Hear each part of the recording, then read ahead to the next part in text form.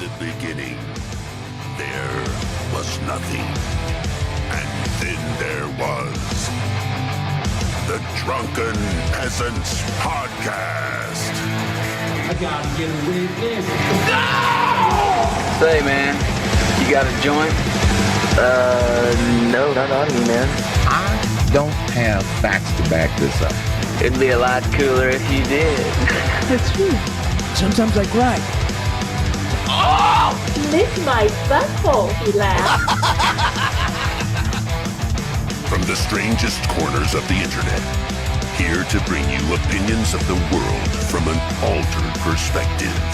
Here are your hosts, the Drunken Peasants. Hi, everybody. Welcome to the Drunken Peasants Podcast. This is episode 1255. Doing it live, 1255. We got Billy the Fridge back again, and our one of the most wonderful guests we've ever had on the show, Dusty the Cockatiel. Welcome back also, Dusty the Cockatiel. And we did a pretty fun pre-show. If you guys want to check it out, you can see it on all of your favorite audio podcast platforms. We've been whipping out these pre-shows before every episode. You don't want to miss it. It's free. You just got to go to a different place to find it other than YouTube. Check it out. It's worth it. Also, today is our bonus show. We usually do bonus shows on Saturday, but today we're doing it on Thursday. So I'm gonna post the Streamlabs link in hopes that we can get an early tip train rolling, because we are starting an hour earlier than usual also. So if anyone wants to get that tip train rolling, we would really appreciate it. We got one early before the stream started. I think it was from Big Diesel. Yeah, whip out your tips. Whip out the tips. Kick out the tips. So, yeah, all I'm going to say is like the stream, and please help us out by helping us reach our goal before the end of the show here. I think we're in a good position. We're already over 50%. We just need you guys to help bring it home. So, yeah, feel free to support us while the show's going on. We are going to get into antagonism. Like the stream, everybody. We're getting into it now.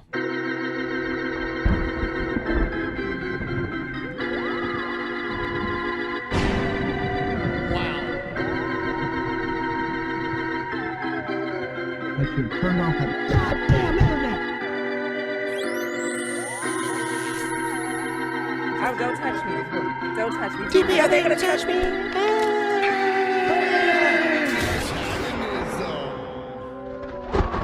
Liking the stream is very beneficial. It puts us out there for more people in the recommended. So get all your likes in if you can, please.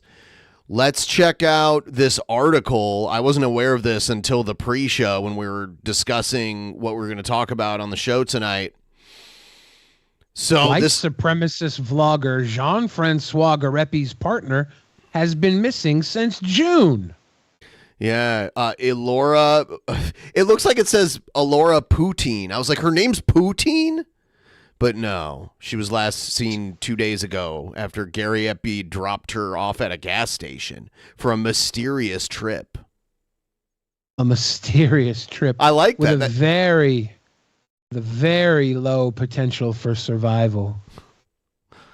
Canadian police put out a call this month for information about an internet famous woman who has been missing since June. Elora Pataween, 30, was last seen on Juneteenth, 2 days after her partner dropped her off at a gas station. But while investigators seek information on the high priority file, scores of YouTubers say they're already familiar with Pataween. She's the partner of 39-year-old Jean-Francois Gariepy, a French-Canadian white nationalist internet personality who has called for a white ethno-state and hosted white supremacist figures like Richard Spencer on live streams. To Gariepy's fans, Pataween is known as Mama JF, a recurring figure in Gariepy's videos. So her disappearance, is that the planet Luke Skywalker was from? Tatooine? Yeah, there's 2 moons on Tatooine. Tatooine, known as Mama JF, a recurring figure to Gariepy's videos, her disappearance has led to friction on the right, with some personalities suggesting foul play. While Gariepy says video evidence puts him in the clear of any crime. Gariepy has suggested Tatooine's disappearance is evidence that men should have more legal control over their wives. He and Tatooine are not legally married, but he said in a recent video that he considers her to be his wife. Even after she left, you weren't legally married and now she's gone for months. So even if he didn't actually do anything to her and she just left, she's not his wife at all. Like, not even in the loosest sense of it at this point. They're married by the heart. Reached for comment, Gariepy told the Daily Beast that Tatooine was traveling. The self-appointed journalists who are today interested in the case of a free woman who has decided to travel, which they seek to present to you as a case of male foul play, are the very same people who were interested years ago at smearing the same male with lies, he said in an email. That should tell you all you need to know about the seriousness of the concerns of these people. Yeah, and you remember his whole analogy with the lamprey? He was basically making the comparison that anyone who was talking about this whole scenario are just bottom feeders, like feeding off the bottom of a dirty river. Of the 2 moons of Tatooine. Yep. She has gone on a trip and she has left no trace behind, and she got rid of apparently anything that could help track her, including her credit cards and cell phone, Gariepy told a YouTuber in an interview this month. Mama JF chose to go another way, went off grid on her own volition. That's a project she's been working on and preparing for many years. She's a Mama JF Tao. Mama JF going her own way. Yeah. That's a project she's been working on and preparing for many years, and I've respected her liberty in doing so. So she chose to go, and now the police is looking for her because she has given no news to anyone, and she could be dead. She could be dead, or she could be having fun at some party and just didn't hear about her loved ones are worried about her. Gariepy said Tatooine has long expressed an interest in off-the-grid living and took one such trip several years ago. In a separate video this month, Gariepy recounted Tatooine's return from that previous trip. She said, "Yes, I thought you wanted me to leave," he recalled of her return. "That is something the state of delusion in the female mind, and I can't do anything about this." You wouldn't deal with so many delusional females if you found females that weren't out of their fucking mind to begin with, you weird psycho. I have zero control over this. If we were in the Christian society of 1920, it's pre-prohibition, maybe I could, or is that beginning of prohibition? Maybe I could file some report and say, hey, my wife is a little crazy. She's a little out there. Can I own her, basically? I mean, fucking quote. Part of the reason why he's saying this is because he's not even 40 and he's already been divorced, like legally divorced 3 times. That's probably why he didn't actually marry her. He didn't want a fourth one. I hate to tell him this, but real men can control their wives, pussy. The feds are coming regularly to my house. They are waking me in the morning. By Gariepy's telling, Tatooine began expressing plans to take a trip in May when she purchased camping equipment. She did not tell him how long she'd be gone, 2 weeks or forever. On June 17th, he says, she asked him to drop her off at a gas station near a bridge that is popular with hitchhikers. He did so in front of a gas station cameras, he says. He says she remained in contact with him for the next 2 days before telling him she'd changed her plans and that she would be discarding her phone. The Royal Canadian Mounted Police released a similar timeline of Tatooine's last sightings. She was seen on June 17th in the Prince Edward Island town of Borden-Carleton, they said, and spotted again on June 19th in Moncton, New Brunswick, approximately an hour from Borden-Carleton. Then her trail vanishes. Her absence was also noted in Gariepy's videos. Tatooine was known to Gariepy's audience and his critics, particularly for a 2019 incident in which she appeared to accuse someone of attempted murder. That person appeared to be Gariepy's guest. That guy's name was Some White Guilt, I believe.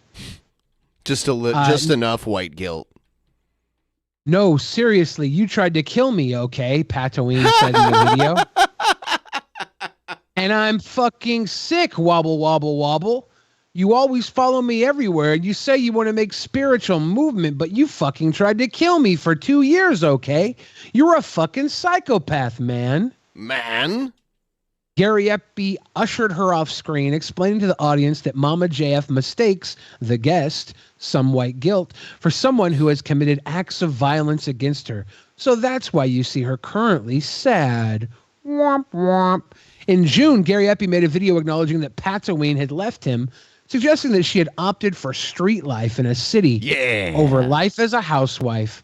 Could you imagine being such a miserable husband that your wife would rather fucking live in the woods, aka die?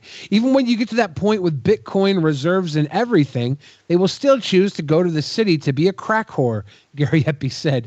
He's like, what a weird statement. I have Bitcoin reserves. How could a woman leave me? This is just what women are. They are all crack whores deep inside, and some of them can hide it for temporary amounts of time for a specific purpose if they have a plan. I'm not even talking here specifically about Mama JF.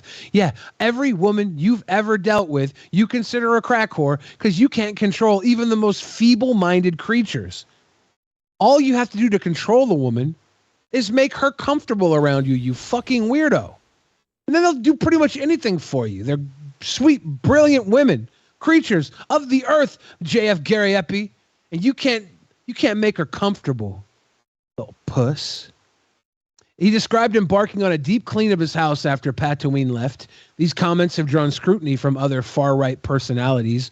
Ramsey Paul, a far-right vlogger, called Gariepy's story very weird and noted that your immediate action was to deep clean and sanitize your home could look to an outsider like you never expected her to return. Ooh. In an interview with YouTuber this month, Gariepy defended the cleaning. Big quote there.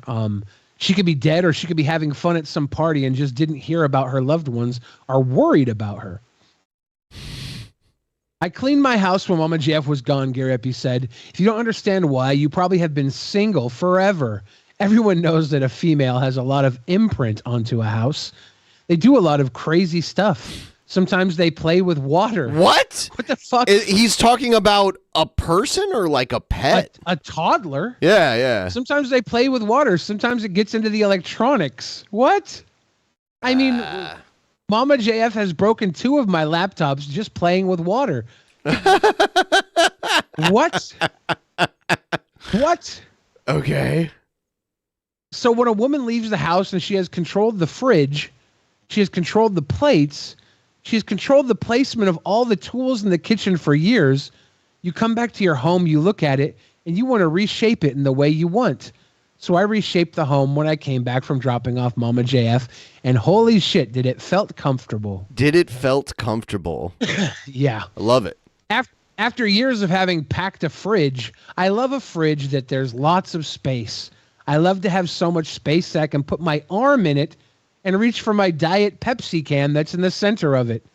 I couldn't do that with Mama JF and all of her lettuces and her carrots and her beets. He's really describing a pet here. Like a guinea pig or something. Yeah, she plays with water and has her lettuces and carrots.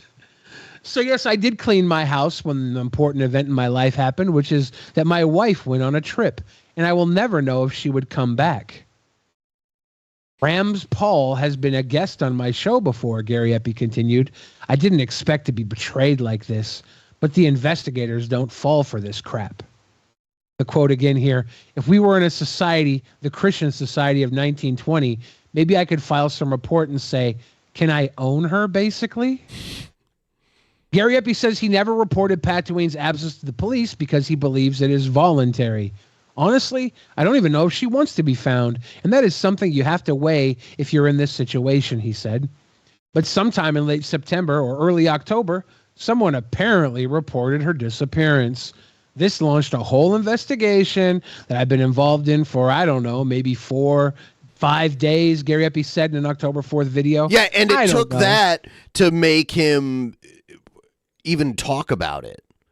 Yeah. Yeah, it took the investigation for him to like acknowledge it publicly. I don't know, but the feds are coming regularly to my house. They're waking me in the morning. I sleep late. They wake me up every morning. There are days when they come once. There are days when they come twice. There's always a truck of the feds in front of my house. Gariepy said investigators have seen proof of his account of events, including footage from the gas station where he agreed to drop Tatooine. He added that Tatooine might be in Peru or Morocco, and that she might purposely avoid detection by police. Again, in the vein that he's treating her like a pet. When your pet dies and you say they're in a farm upstate, this is the way Peru or Morocco sounds. Peru and Morocco are like not even on the same continent. Those two places are so far away that like, what makes him think that she's in either one of those locations? It sounds just as fake as when you tell your kids that your dog is living in a farm upstate when you know you accidentally backed into it with your car.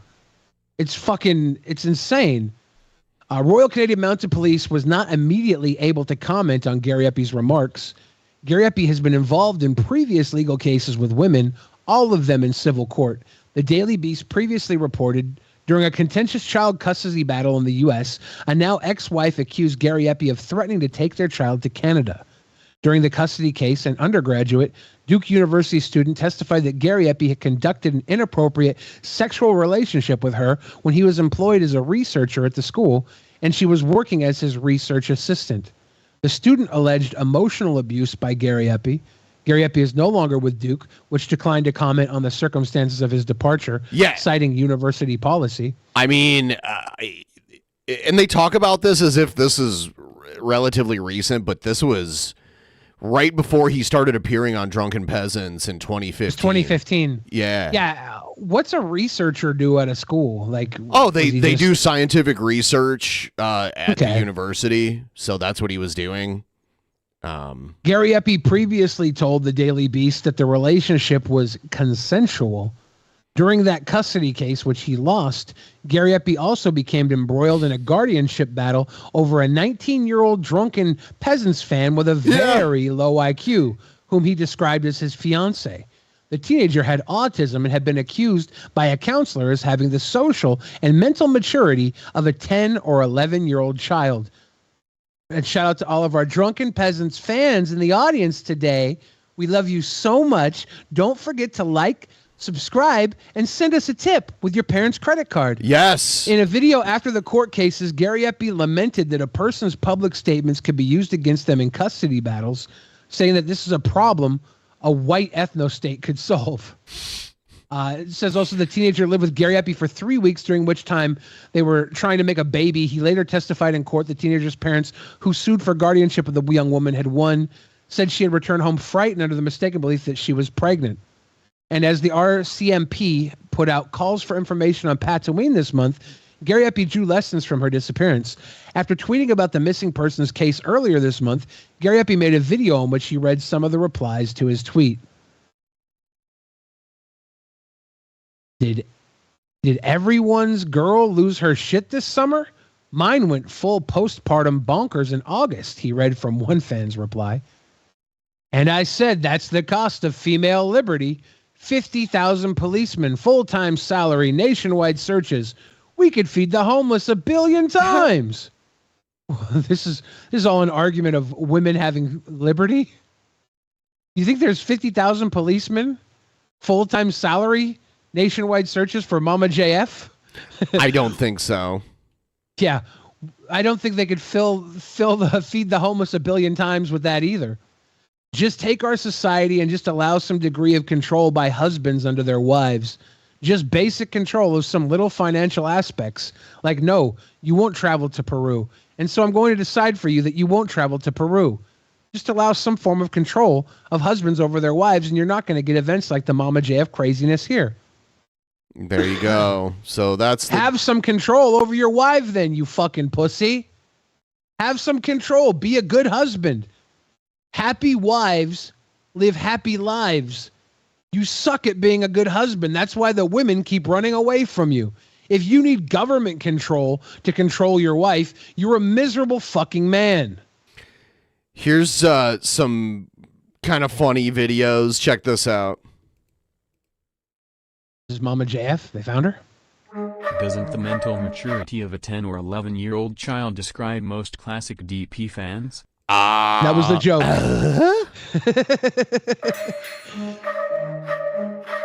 Hello, everyone, and welcome to JFG tonight. I just want to talk about something personal that I'm forced to talk about at this point, so I might as well talk about the disappearance of Mama JF. She left. She didn't want, she wanted to go away. So what I did with Mama JF is I extracted her from her misery. I killed Mama JF and dropped her body in a ditch. Well, I don't know exactly how it all happened, but here's the summary. Basically, I got cocked. I discovered my wife is a whore. In her party mood, she had forgotten that I own her. There are serious rules in Papa JF's house. And so Mama JF is out there getting other boyfriends, having fun, proudly exposing herself to huge dicks. She talked to me on the phone and sent a message, and she said something along the lines of, JF, I don't want to be with you anymore. This is crazy. It's like a nightmare. So when she said that to me, I concluded, okay, she's going on a camping trip.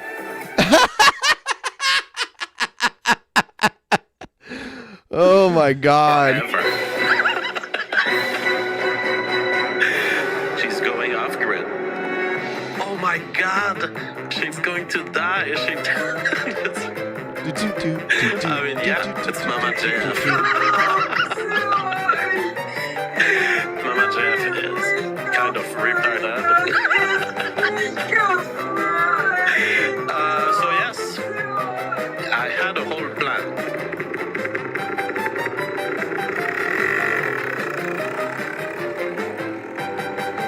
But she was alive many days after I dropped her in the forest.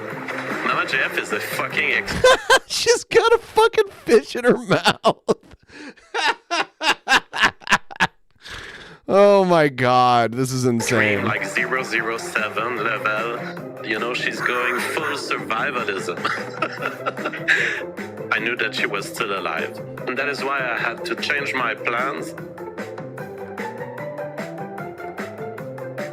And I've decided on choking her to death instead.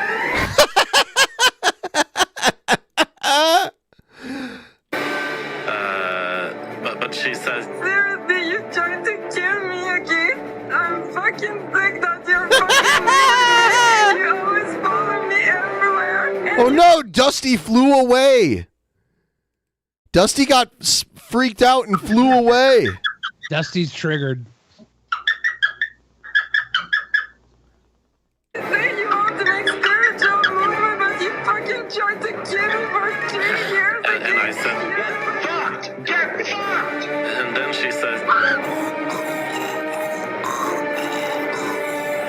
and she went away.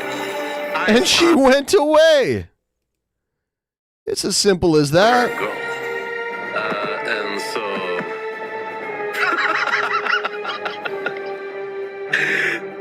I guess I'm a crazy guy. I can't do anything about this. I have zero control over this. I don't have respect for human beings, especially not cars, you know. I'm evil. I like to do evil stuff, and you cannot stop me. I want to do it. You what? Everyone, please like the stream, by the way. There's lots of people making jokes right now on the social media, like, Jeff, how did you dispose of the body and all? Well, you know, it's a secret. Is it a potato? Is it? It's a French fried potato. Oh my God. Is it poutine? She is what I like to call potato. So you guys can all forget the idea of finding her. You guys want to have fun finding her? Go ahead. You're not going to do it. Honestly, I don't even know if she can be found. As far as I'm concerned, she's disappeared from the map. And so I'm going to get away with murder, and that's it. Wow. But the feds are coming regularly at my house, so that's why I had to take 3 days total to... I made so much cleaning, so much reinstalling, so much plastering of the walls, construction, renovation. It's like... Is this actual footage of him, like, throwing shit away? Realize this. It is actual footage of him throwing shit away, but it's taken a few years ago from a different renovation. I see. But you can see his meticulous care to keeping a crime scene clean. Now. But you don't have to be worried. I have a new plan. And the new plan involves running to Russia, preparing for life in multiple countries, like fugitive mentality. By the way, everything I tell you is secret from the police, so the police know nothing about this. Please I like how he's going to run away to Russia, and that's probably where he should have went in the first place for his ideals. You're going to be able to get more control over a woman there than at least a white woman than most other countries. Well, Andrew Tate thought it would work in Romania, and it didn't. So Romania's off. Okay, that's all I have to say. That's all I have to say. Goodbye.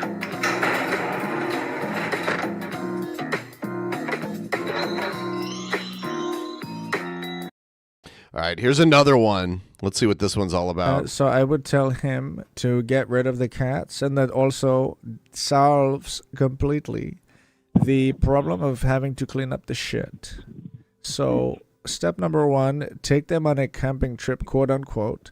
Don't mention it for 4 months, and then take 3 days off of the show to clean and sanitize your house. And if anybody asks where the cats went, tell them they went camping.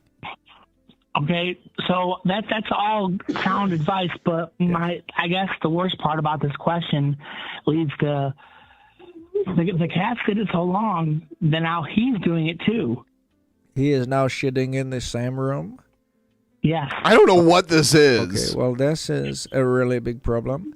Well, what you would have to do, I changed my answer. You are going to have to train your cats to clean up your shit, because it is only fair. Interesting. All right, here's one of JF's recent streams. Let's see. I bet he'll look devastated, right? Of course, because Mama JF is missing, and he doesn't know if he'll ever see her again. That's how he's handled this the whole time. All right, so. Hello, everyone, and welcome to Jeff G Tonight. Ladies and gentlemen, it is October 9th. He's about to cry. I can tell. Look at him. He's fighting back tears. 7 p.m. Eastern Time, and the Jews are pissed. Oh. They are pissed with red eyes popping out of their cranium. Holy shit, is that a special time to be alive? 2023 is lit. And it is lit with bombs and attacks, and now Palestine is being totally abolished from the surface of the earth by the Israel government under the screams and yell and cheering of the Jews of X. And I'm laughing my ass off because, holy shit, it's good to see another face of the Jewish people. This is such a fucked up way of looking at this. It's like, yeah, I know I should be crying and I should be deploring the deaths and all. I've kind of become habituated to human suffering with time, covering the news, and so I'm not that much into moral displays in these moments, but I'm laughing my ass off at just how aggressive the Jews have become on Twitter and how their masks have fallen. It is absolutely fantastic to see a Jordan Peterson just basically insane at this point, insane on his Twitter account. Like, if you want to have a humanitarian vision of what's happening, it's a bilateral violence that's been going on since the existence of Israel, and that will likely go on forever until one side is dead, basically. There is no other way. He looks so happy. Yeah, he's some news came up that took some of the heat off of him and Mama Jav's disappearance. Yes, and he's celebrating. He can reach his Diet Pepsi without any, beets or carrots getting in the way. Yeah, you can pull it out right from the middle of the refrigerator. And to have a humanitarian understanding of this situation is to understand that there is enormous amounts of human suffering at this point. But what is kind of tragic and bizarre is to see the mainstream Jews and Jewish sympathetic people have total free reign to literally call explicitly for genocide on X when we're just out of a few years of censorship where even a dog whistle would get you banned. Even just a slur would get you banned. And now at this point, we have Jews laying out, look, we want the schools destroyed, we want the hospitals destroyed, but that's not enough. We want the full genetic constitution of this people to be bombed. I mean, you can't make it clearer that... I didn't even know this, but JF is actually on Odyssey now. Like, he completely left YouTube and mostly does his thing on Odyssey. Is he starting a podcast with Jared Genesis? No, I don't think... Jared Genesis jumps around so much, At this point, too. there is a rooting that basically genocide Palestine is trending. That makes me feel extremely uncomfortable because it does seem that all of the other genocides, I mean, you still can't deny the genocides of the past. And as someone was pointing out on Twitter, apparently you can call for a future genocide. You just can't deny a past genocide. We live in a world... The times he chooses to laugh is usually when he's talking about some seriously fucked up stuff. It's interesting. Yeah. That has found it graver to deny the existence of a past genocide than it is to call for a future genocide to happen. That is where we're at. And this whole injustice of the world, this double standard, is centered around one group, the Jews. The Jews, who are the only group whose genocide is protected by law in the West, such that you can't deny it. And yet, they are screaming for... It's not protected by law here. Like, you can deny it. There will be social consequences, but you're not going to get locked up and go to jail for it. So Adidas will drop you, though. Sure. There will be consequences, but not from the government. For genocide today on Twitter, and the genocide is happening. I mean, look at this father who's carrying the dead body of his daughter. I wouldn't... let's look at the video first. Thank you, Israel. The liberty of the West was well in place in Israel, and therefore you can party in Israel just like you would party in North America, right? Well, for once, the crack whores of the raves are paying a price. Oh my God. So now he's talking about that rave that got, like, ambushed by terrorists. Yeah, the one that Hamas, paraglided into to kill tons of people and kidnap and brutalize. Yes. For their temerity and for basically following the impression that Jordan Peterson gave of Israel. Jordan Peterson was on a stage of Israel, presenting Israel as basically the forefront of human liberty on planet Earth. You can't go do a rave in Israel without severe risks, because you're not in an advanced nation, to be honest. You're in a nation that has developed an appearance of an advanced nation, but it's not advanced in its rights, it's not advanced in its politics, and it's certainly not advanced in its treatment of humanitarian concerns. It's an open sky prison for 2 million people who live without official status. The only population left on planet Earth that doesn't have, that can't have a passport, that can't have the basic recognition of their existence as human beings, and that has effectively no right under the bombardments of Israel. And what Jordan Peterson is asking you, he's asking this you clip, to ignore. let's go past the dead babies. Yeah. Let's speed past the dead. This clip here, this is the first time this has been brought up on Drunken Peasants.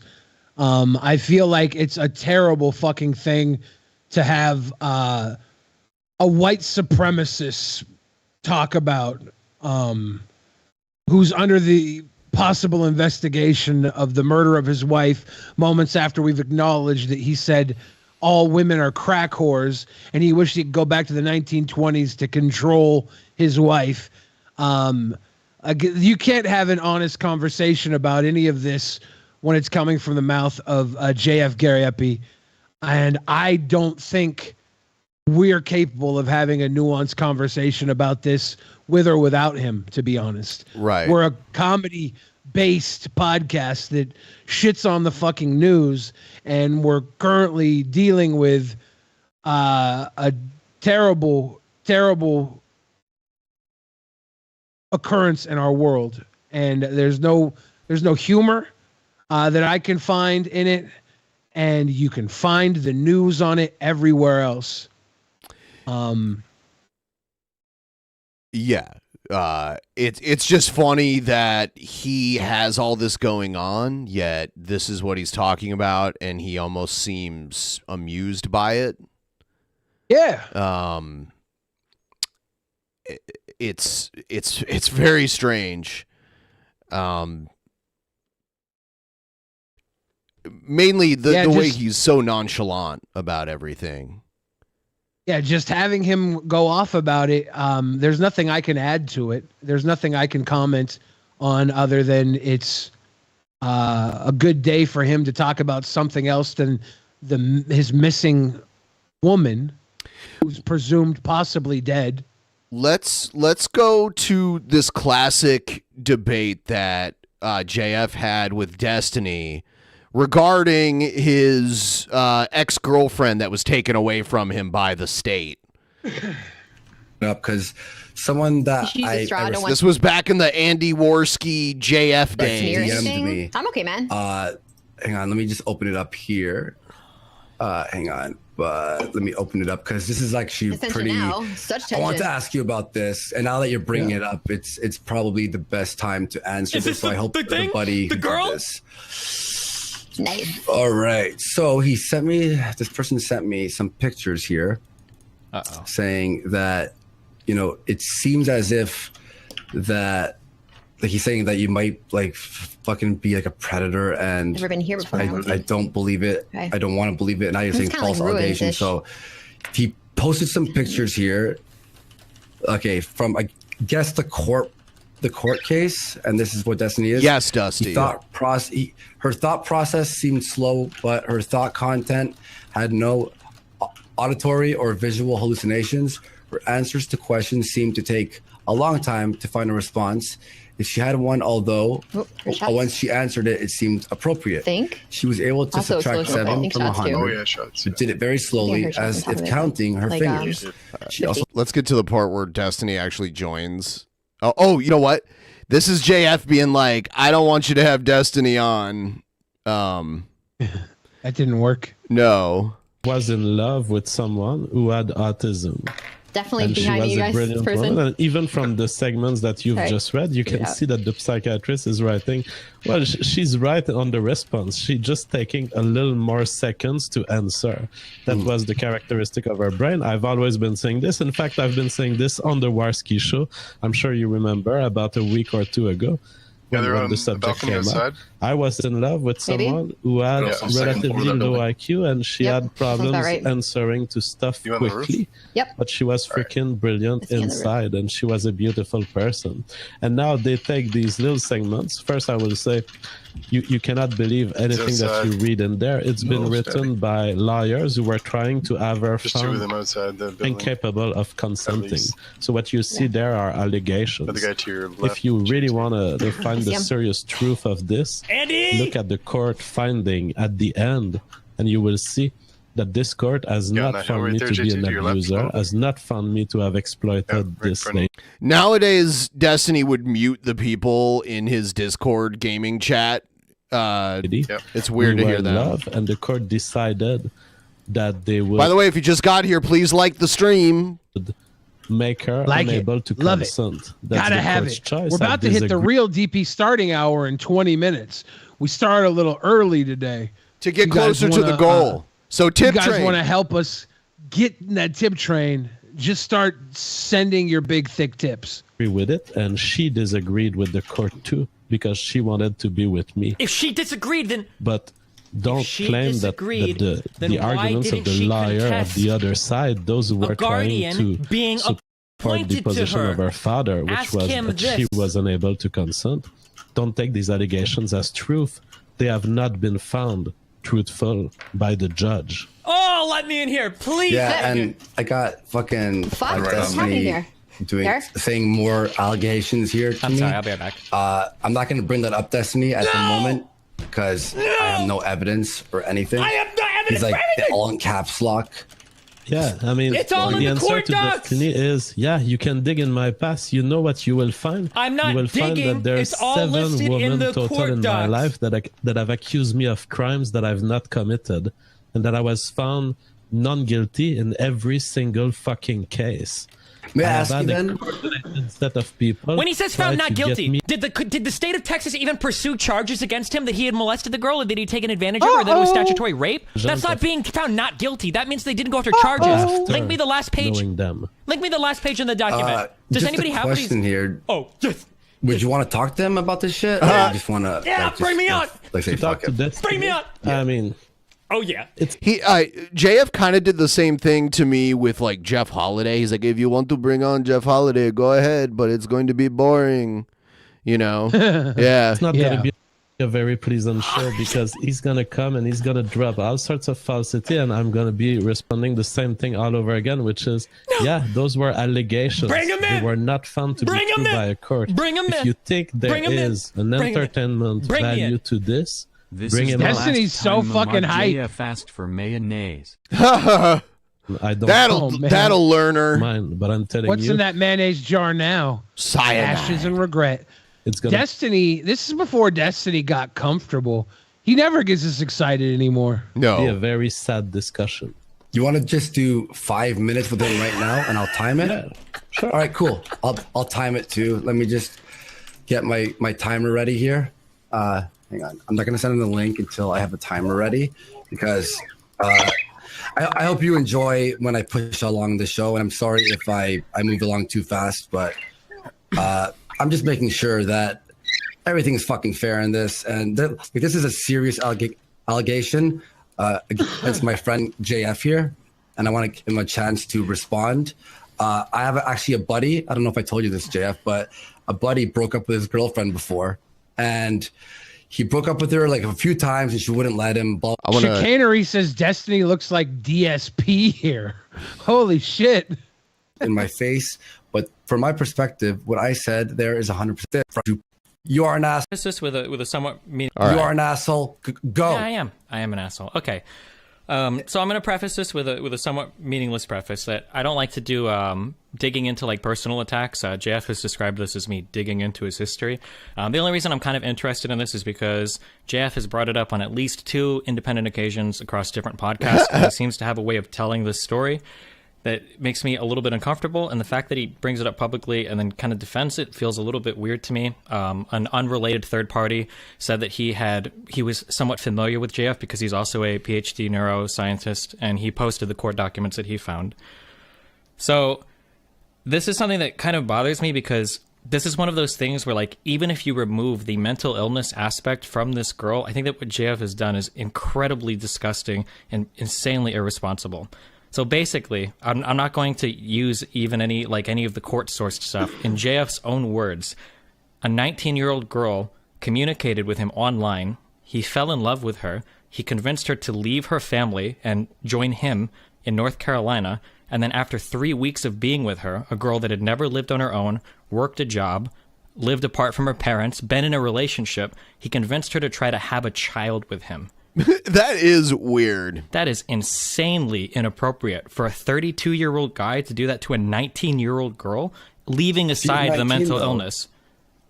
Yeah, but she's 19. So you know what? I will simply correct one fact, and for the rest, I will let the internet judge. I was not with her for 3 weeks. I was with her for 6 months. Other than that, living together. I don't care about your moral offense, you piece of shit. Sure, you don't have to care about my moral offense because the court already agreed with me about the moral offense that this girl did not have the. Two independent psychiatrists evaluated this girl. The first said that she had the social and mental skills of a 10 to 11-year-old child, and the second one said that she wasn't fit to make the decision to leave and live with you and have a child, which is obviously evidenced by the fact that she had no income. She didn't know if you had income. She had never lived on her own before, and despite all of this, you convinced her to leave her family without a word to join you and make a baby. Destiny, may I just That's called love, you idiot. It's called love, you idiot. It's called love, but a 19-year-old girl? Sorry, go ahead. Yeah, a 19-year-old girl can love, you idiot. You idiot. It's called love, you idiot. Why you're lecturing? Hang on. Do you want people in the future to be scared of going out with mentally disabled people? To be scared that eventually Destiny will find out and he will ruin their life? So, okay, go ahead, Jeff. One second, because this is something that someone, I will read all the other super chats, but someone just donated $5. Dick fingers, $5. Thanks, buddy. Dick fingers? So this is a hypocrisy I do see with you right now, Destiny. What? Hang on, chill, buddy. Chill, come on, chill, buddy. Not on what you're saying right now, but on other subjects that you've talked about. You wrote this in your own words. You fucking idiot. You asked if pedophilia was wrong, and incest as well on stream, and you have to explain to us how is it immoral that JF dated a 19-year-old. Even if she has the mental capacity of, let's say, like, what was it, 12, 13? What was it? No, first, that's not true. That's a claim that the psychiatrist made, and that claim was not found to be true by any judge, and I was not able, in fact, even to argue against that claim because it is discarded in the case. Now, it is a 19-year-old woman who was free to make her choices, and she's decided that she wanted to start a family with me.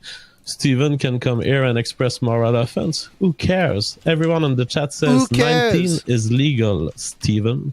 So what are you going to do now? So why didn't she fight the court about being appointed a guardian, JF? If she wanted to be... Now we're getting close. Love? Excusez-moi. Excusez-moi.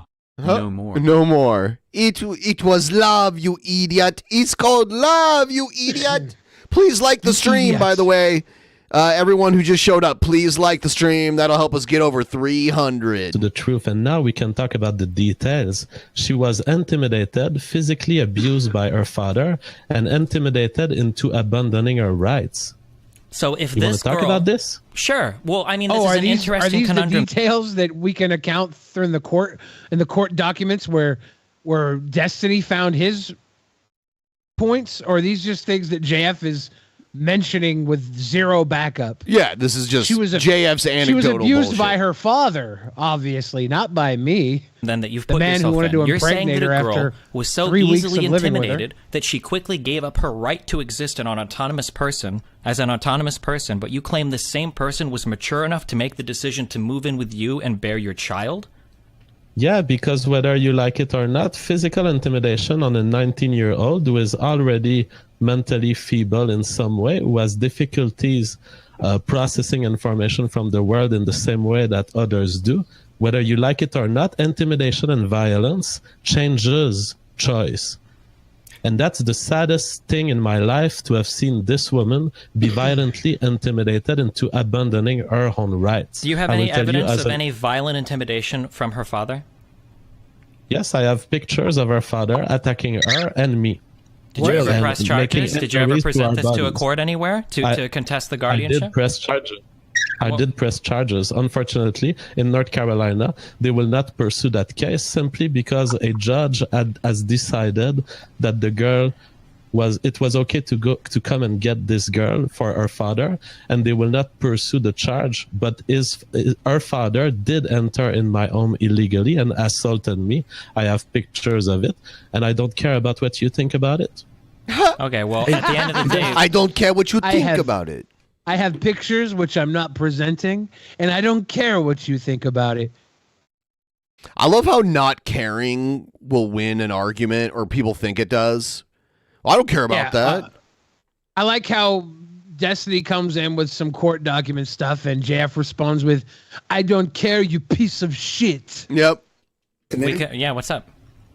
Yeah. So, okay, I'll ask you. Okay, and you can tell me if I'm making a false, like equivalence here. By the way, if I fuck up here, but like, okay, she's 19, has a younger mind's brain, like whatever. A younger mind's brain. Should we just not let special needs people who are over the age, consensual age, have sex with people that it would be legal to do? Well, there's two different there's two different issues going on here. So I don't fully understand the question. I'm like, what is he asking?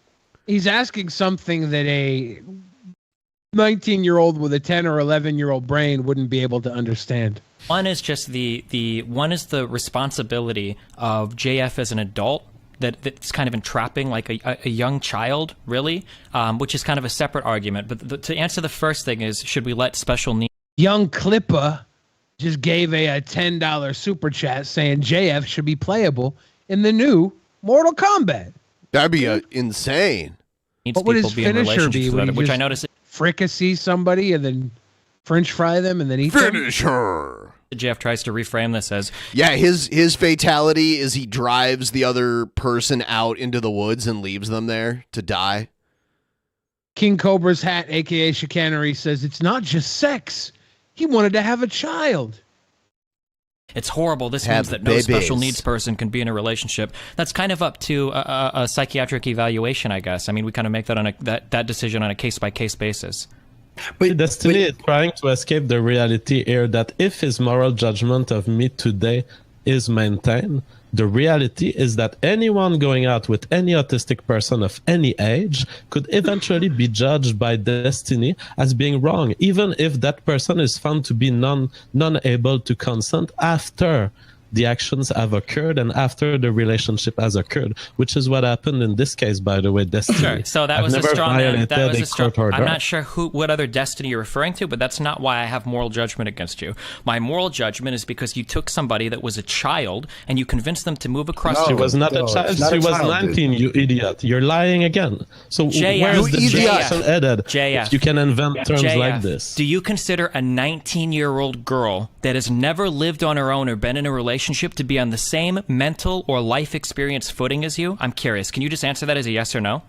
I do not care about life experience. You're reframing the question for something that's totally irrelevant. I care about legal age of consent. Listen to me, Destiny. Well, I'm not attacking you on legal age. The next thing JF says, it doesn't make him look better, but it's almost like he thinks it does. This next statement that he makes right here. Listen to this I'm not one, attacking Destiny. you on legal age of consent. Listen to me. Listen to this sentence. All right, just go. I never Okay, talked about Destiny? age of consent, but okay. I chain fucked women of the age of 18, 19, barely legal woman on the East Coast of America between 1996 and 2017. My man. Non-stop. Okay? And I don't give a flying shit. That's great. You can Sorry. fuck all the 18 or 19-year-old women you want. I don't really care. It's the idea of taking a 19-year-old person that compared to you, or at least, I don't know, if there are any other 28, 29-year-old guys out there, I mean, looking at I couldn't imagine dating a 19-year-old girl, let alone trying to start a family with her. Hey, Destiny, but let me say something, because we're talking about, like, you're talking, okay, you're using the word, what was the word you used? Chain fucked is the word. He's tricking her. A predator to some extent, yeah. Yeah, but you're now assuming that because she may not have the mind of a 19-year-old, even though she has had 19 years and it's consensual, what you're saying is now that if she falls in love, it's not, it doesn't count. It doesn't count that she's in love with him. These are a set of personal views I have. Other people may or may not agree with them, but I would defend them to the death. Anybody that would tell me that they've fallen in love with somebody that they've only interacted with online, I don't think that person has a very realistic grasp of how relationships or love or anything works. That would be my first statement. I don't think you can truly fall in love with somebody on the internet. Anybody, why not? Because you don't know somebody on the internet. Living What with if you're on Skype every night? It doesn't matter. You don't 5 have to hours deal, a night. You don't have to deal with that person when they're at their lowest of their lows, or what it's like to live with a person with all their bad habits and everything. It's just do you have a I'm not trying to get personal. Do you have a girlfriend right now? I'm not gonna suggest that you can't fall in love with somebody online, but you can't say you fell in love with somebody online and then have two judges, a psychiatrist, the state of Texas tell you that they're not able to fall in love with you and then use love as an excuse. If this many people come into play with your relationship with a 19-year-old, you got to take that one on the chin. Love does not outweigh an entire legal system. I'm sorry. Yes. Do you live with her? Yes. Okay. She lived with me. Your now for relationship about before and after moving in with each other is going to be incredibly different, right? We when we moved in, actually she's from Ireland, so we did like a quick move in, so her and I can be a common law, or else she'll be sent back to Ireland. So she's getting from her visa to her citizenship. So we moved in like prematurely than I wanted to, but we're doing fantastic now. But yes, the first 4 months were really rough, and we had to go over a lot of, personal issues, but we're doing fantastic now. But it was really rough for the first 4 months. Sure, yeah, because when you live with somebody, it's a totally different thing. Living with somebody is different than just dating them, like visiting them every weekend or whatever. And it's much different than talking to somebody for a long time online. You can't really get a good feel of a person by talking to them online. It's just not how relationships in the real world work. So if somebody tells me that they're in love with somebody that they've been talking to online, and then they up and just leave their family with no word, and they just drive cross country, and in a few weeks are trying to create a child with this person without a financial future, without any type of financial security. This is before Destiny met his wife during an online meetup and had love at first sight. Proven wrong. JF's right. Once again, the Nazis win. A fuck ton of red flags there. It shows a severe lack of judgment, which is consistent with the delayed development ruling that the psychiatrist has given this young girl. It shows a severe lack of judgment on the part of both people. So, Destiny, my financial security, how safe I am in terms of finances in my life? I don't. Yes, bitcoins. He always brings up the girl bitcoins. didn't, and that was proven in her psychiatric evaluation. Maybe you should have explained that to her before asking her to go up to North Carolina with you to make a child. Apparently, she was intelligent. If you're trying to explain to the world that you don't understand why your wife left you, and within the first couple of sentences of explanation, you bring up your Bitcoin reserves, I know why she left you. Enough to find a guy who wanted to care for her for the rest of his life and who had the amount of money required to survive for that long. And so go get fucked, moral fag. Okay, so JF, why didn't she know this? Why wasn't she able to tell anybody this? I have nothing to add. She chose to come with me. She was 19 years old and she had the right to do so. Okay. So yeah, so I mean that's all I have yeah, to sure. say. I mean any Did she have the right? abuser Because the state of Texas says she didn't. You're saying she did. The older male who's trying to impregnate her very early on into the relationship says she had the right. The state of Texas, multiple psychologists, multiple legal figures disagree. say the same, right? And all of his statements are consistent with that. You know, I am the only one who could access her mind. You know, everyone else. Any abuser breathes oxygen. Both of you. Sorry. Hang on. I'm going to cut in here. You guys will both disagree here, and it's just going to turn into loud yelling and stuff, and it's not productive. Destiny has his point of view. JF has his point of view, and I agree with JF because she is of age. Destiny, I appreciate it, bud. I think you made your point, buddy. Okay. If Andy, I'm curious. I mean, is there anything you want to add before you leave? I mean, like it's just like I guess it's like a life value thing. Like if you had a friend and she had, let's just assume you have a friend, or we don't have to assume you have a friend. She's 19. She's never dated before, never had sex before.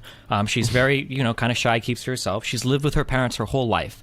If she told you that she'd found a 32-year-old guy who'd been married 3 times, already has a kid with another woman, that she found this guy, she'd fallen in love with him online, and that she was going to leave her family and go up to North Carolina to live with him across the country and make babies with him. Make babies. You would be like, oh yeah, that sounds. I always thought that was weird how he would talk Good about luck. that. That would be your response to that? Make babies.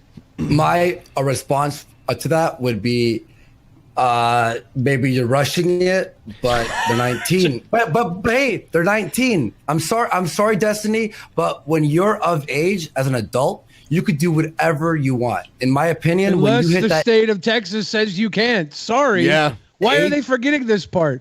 Yeah, and it has nothing to do with the age. It has to do with her mental capability. Yeah.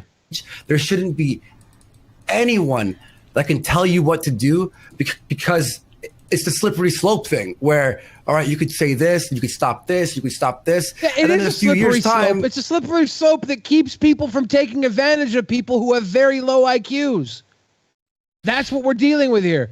JF, who said she had a very low IQ and referred to her as retarded, his words on multiple occasions, wanted to take her and impregnate her. Why? Because she was willing. Whether she was willing does not mean she was able-minded. They're stopping things that you want to do. Yeah, and in my opinion, I would agree to some extent. I mean, I would discourage you from doing it, but then the mental illness thing comes in here, and apparently the court and two different psychiatrists disagree with JF's assertion that she had the mental ability to make these decisions. I think we should send Jess Bro to go become Papa JF's new woman.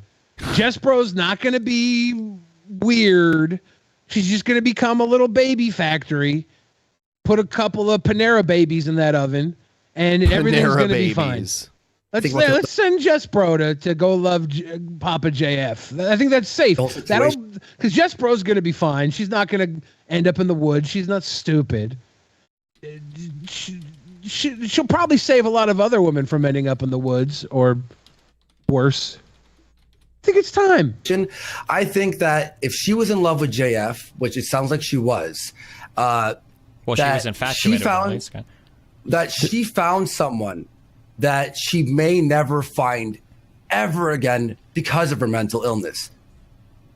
You know what I mean? Like, for special needs people to find a relationship partner who fucking love them.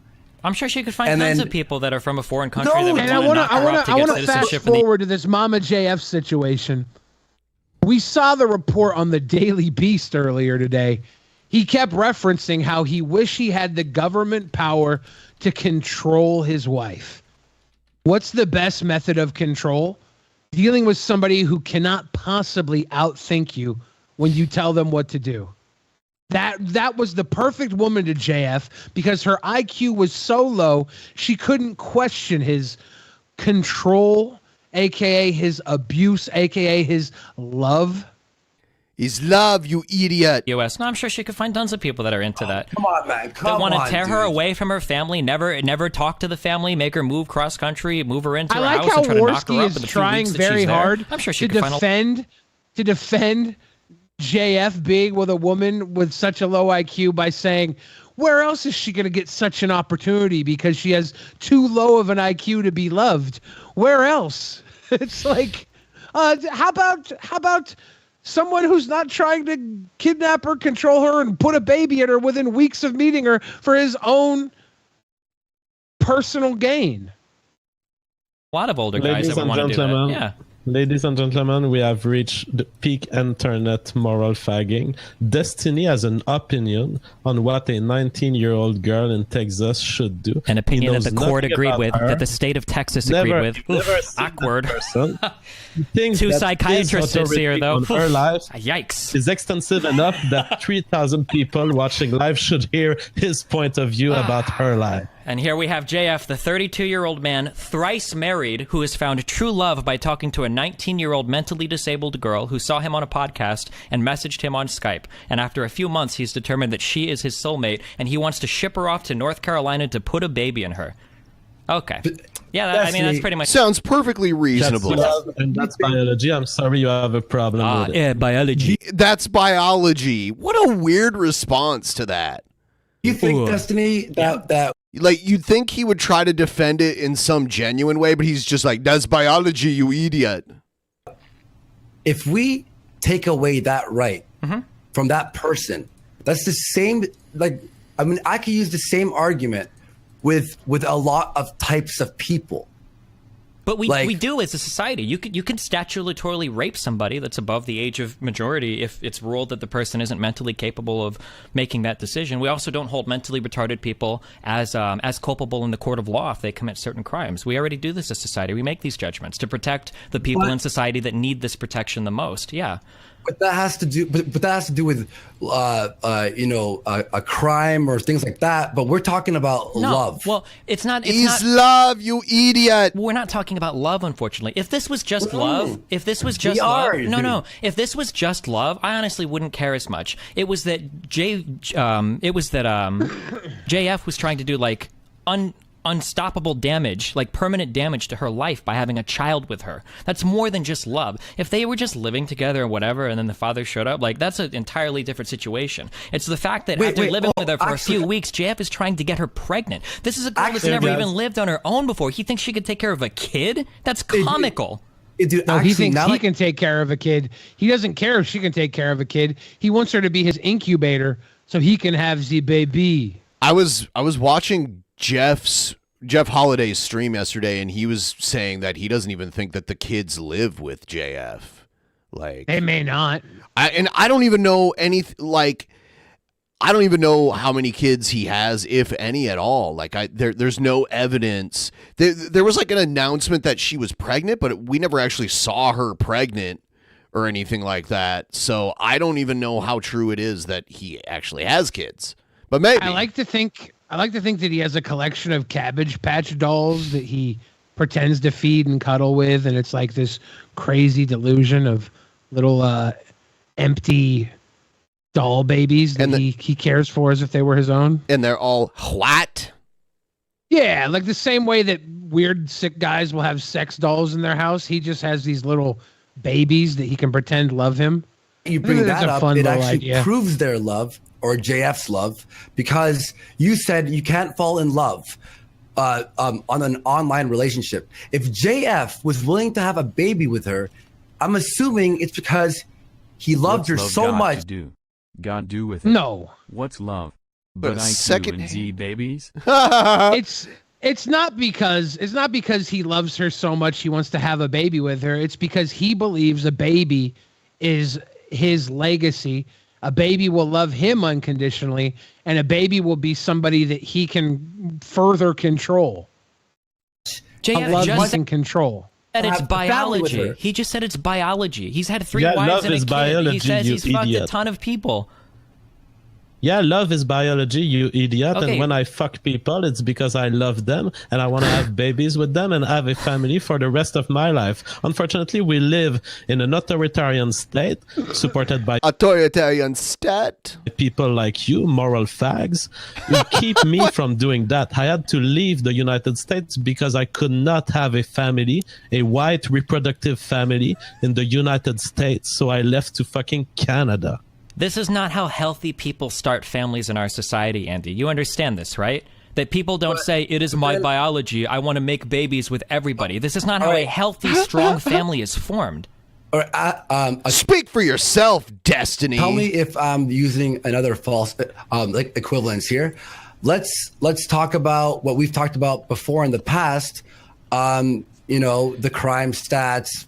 You know, the a ghetto's. I forgot. I forgot what like the whole focus of their show was. It was all about like race realism and that kind of shit. That's How did you forget? I mean, like, this was 2018. It's been a while, you know. Like, this was Were you ever on the show? No, I was never on the Warskis show. I was on the Kumite. Oh, you were on the Kumite. Yes. Okay. I don't know if I was on Warski Live or what. When I was on one of them, and it's like you don't forget, right? When you have people on with you who are arguing their contribution to the white race, and you're like, and it's having babies. Yeah, they were like, I've contributed more to the white race because I have babies. I'm creating new white warriors, and I'm like, oh, this. And you're this on it. Yeah. Yeah. I don't know why I called in. I think it was something. Something had me call as in. a lower IQ white woman. Time to introduce me to JF. I will find Mama JF undercover. If a babe happens, it happens. But any Is that Jess, bro? out there, DM me. I think so. Yes. Jess, bro, you can do this. Find Mama JF. Have a couple of babies to trick him into thinking that you really, really love him. He's biology, You'll be you 008, Jess, bro. Everyone, You'll be please like the stream if 0069. you haven't already. We're going to move At forward with areas, this a little bit black more. families that have no fathers within that family. They have like baby daddies to gather welfare. That when no father now causes this, you know, this person who may grow up to be, like a life of crime. You told me when we were debating that there's problems in our society that have caused this, but everyone should be allowed to do that, right? And Yeah, in my saying opinion, not having a father figure, I think that's terrible for the child. And they end up becoming Eric July fans. However, they are allowed to do that, just like someone of the age of 19 should be allowed to fall in love, no matter how special needs they are. Well, yeah, they can be allowed to do anything. I mean, in this case, it's different because of the because of her mental disability. But I mean, we're talking moral judgment right now. That what JF is doing is it's love, definitely immoral. And this idea that he was in love with her. How is this immoral? Because this woman is not capable of taking care of a child. Because but he's there too, and he could help her. Was he there for? It gets too personal at this point. I mean, like he already has one child with another woman that he hasn't even initiated divorce proceedings with yet. Okay, Like he let's was trying talk about to create. this other woman since you bring it up, because you seem to be suggesting that I've separated myself from this other woman. Are you aware that this other woman, I've never consented to her leaving the home while she was pregnant, leaving with our baby? Do you understand that I wanted to spend the rest of my life with this other woman too, and that she separated from me against my consent? Against my That doesn't consent. matter. You need two people. Yeah. I did not give her consent to leave me. It's called Top Tree New Idol. You idiot! Tip train! He said Thank top you. train, you idiot. You idiot. It's consent to maintain a relationship. What does that have to do with anything? Yeah, but What it has to do with anything is that I've never consented to the idea of not caring for a child. I've always wanted a united family with every single woman I've ever made love to. Now, it turns out that it's a lot of women. but it Maybe you turns out should have that stopped chain fucking 19-year-olds up the East Coast, you psycho. You think after the first 17 during the 20-year period that you, or was it the 10-year period that you chain fucked 19-year-olds up the East Coast? No, you would have learned you're not going to get a full fucking relationship out of them. This is your genius, guys. The time frame that he gave started in 96. He would have been like a younger teenager in 96. He's not even 40 now. So that's weird. He's 39 now. But he said 1996 to 2007. you're not going to find lifelong partners if you're chain fucking 19-year-olds up and down the coast.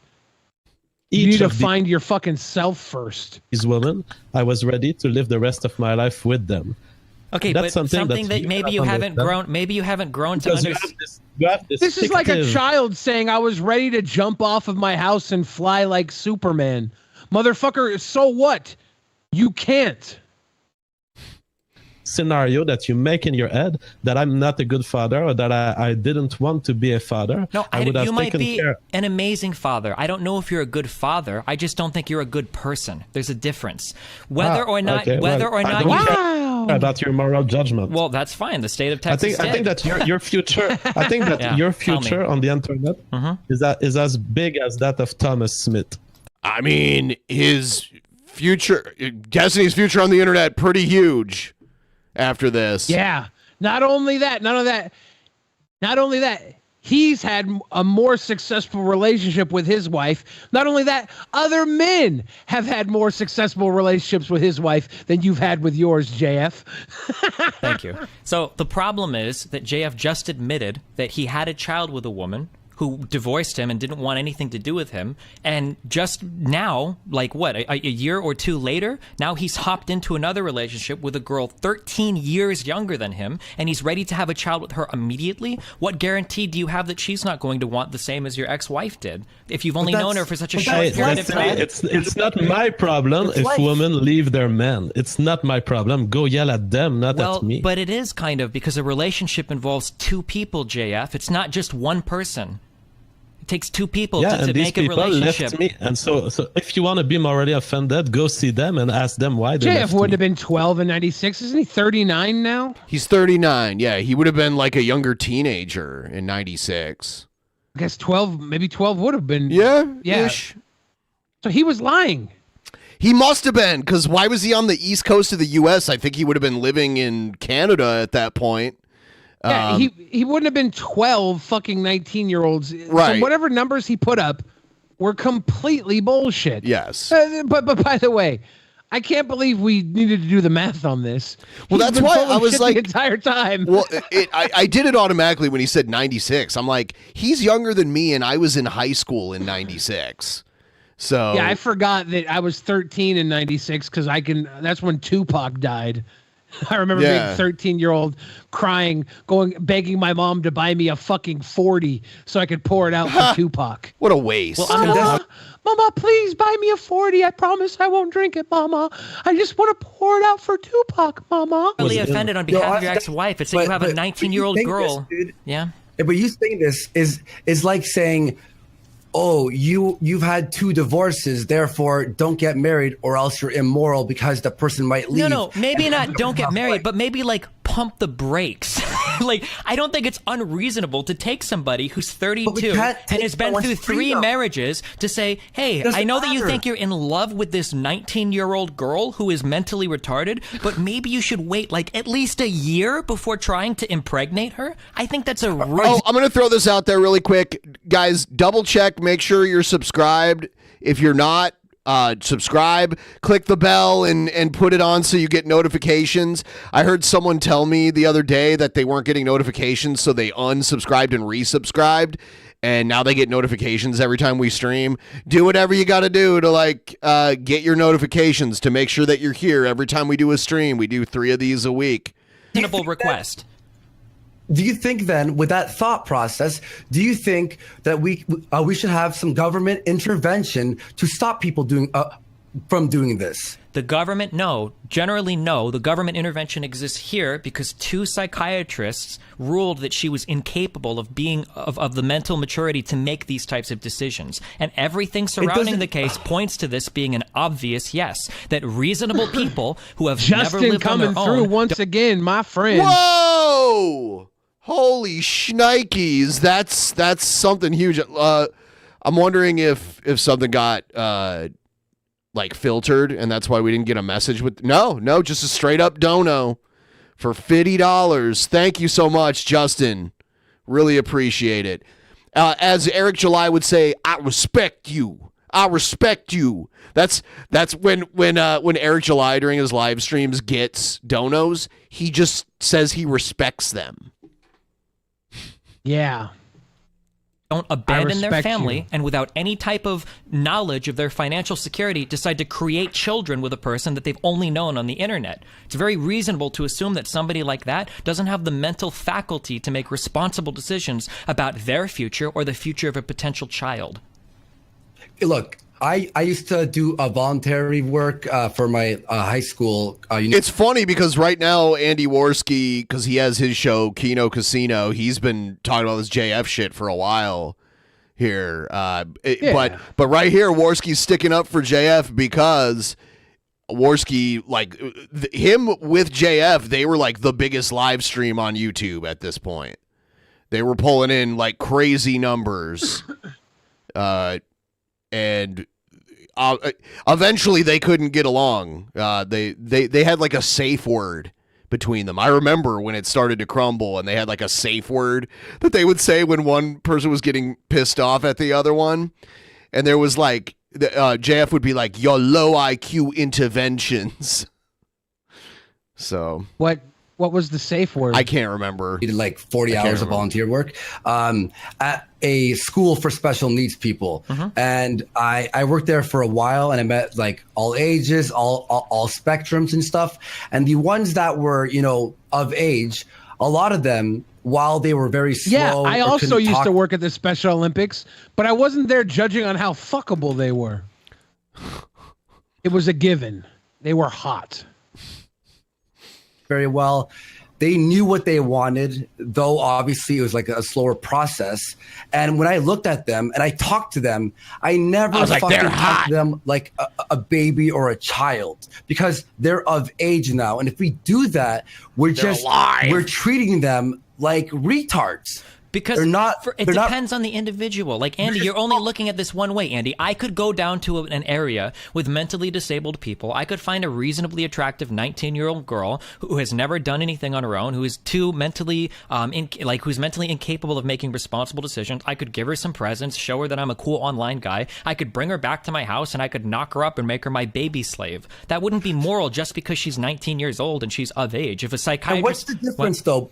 The difference is you rely on a... Not finished.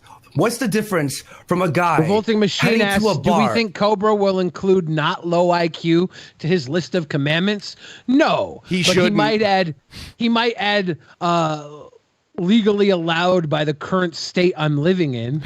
He might add that. 21 and up. Here's the thing. If Texas says you can't consent... We have a problem with consent, whether it's age or IQ. It's weird that Texas ruled on that, but I'm pretty sure that they were living in South Carolina or North Carolina. It's weird. I like how Texas will send a low IQ person to the electric chair, but they won't let them fuck JF. And buying a chick not responsible drinks, and then paying for dinner, and then like buying her a bunch of presents and treating her very well.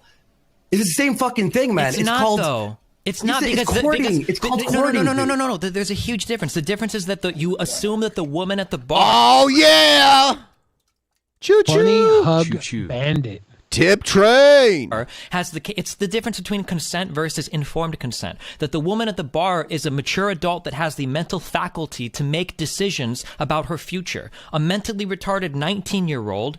That this particular one, apparently, according to two psychiatrists that submitted psyche evals to the state, ruled that she did not have the faculty to make this decision. The reason why we wouldn't let this 19-year-old girl do it would be the same reason why we wouldn't let a 14-year-old girl do it, because we don't think that they're mature enough mentally to make responsible decisions about their future or the future of a potential child.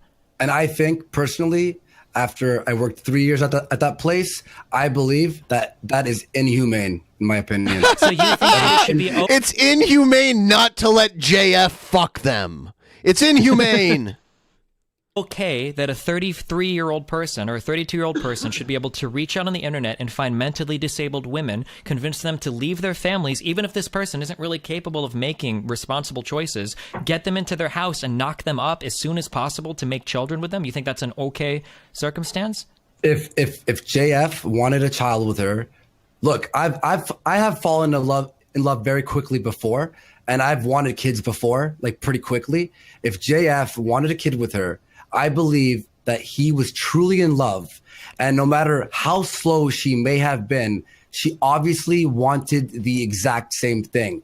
Whether you think how do you know that he was truly in love with her when he just said that he wants to make babies with every single person he fucks, and he just admitted to fucking a string of 18 and 19-year-old girls on the East Coast? It sounds like he's loved a lot of people. And in a Daily fucking Beast article, looking into the disappearance of his self-proclaimed wife, he admitted he just wants to be able to control women. Yes. He wants laws where they can be his property and he can be like, no, you can't leave. That's what he wants. So whatever you believed at this point in time, I think you should have looked a little deeper into it. That's all. I'm gonna run to the. You have, like we've seen Worski look deeper into it recently.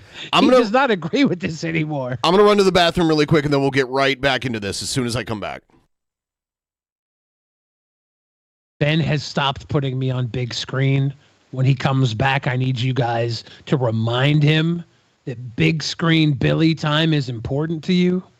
Holy shit. How are we supposed to get donos if I'm not big screened? It's almost as if he doesn't care about you, the fans. Wow.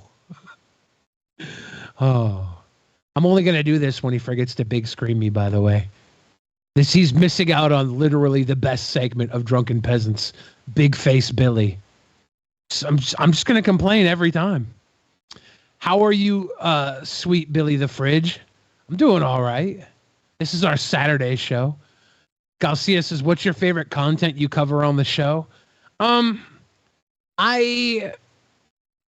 don't know for sure.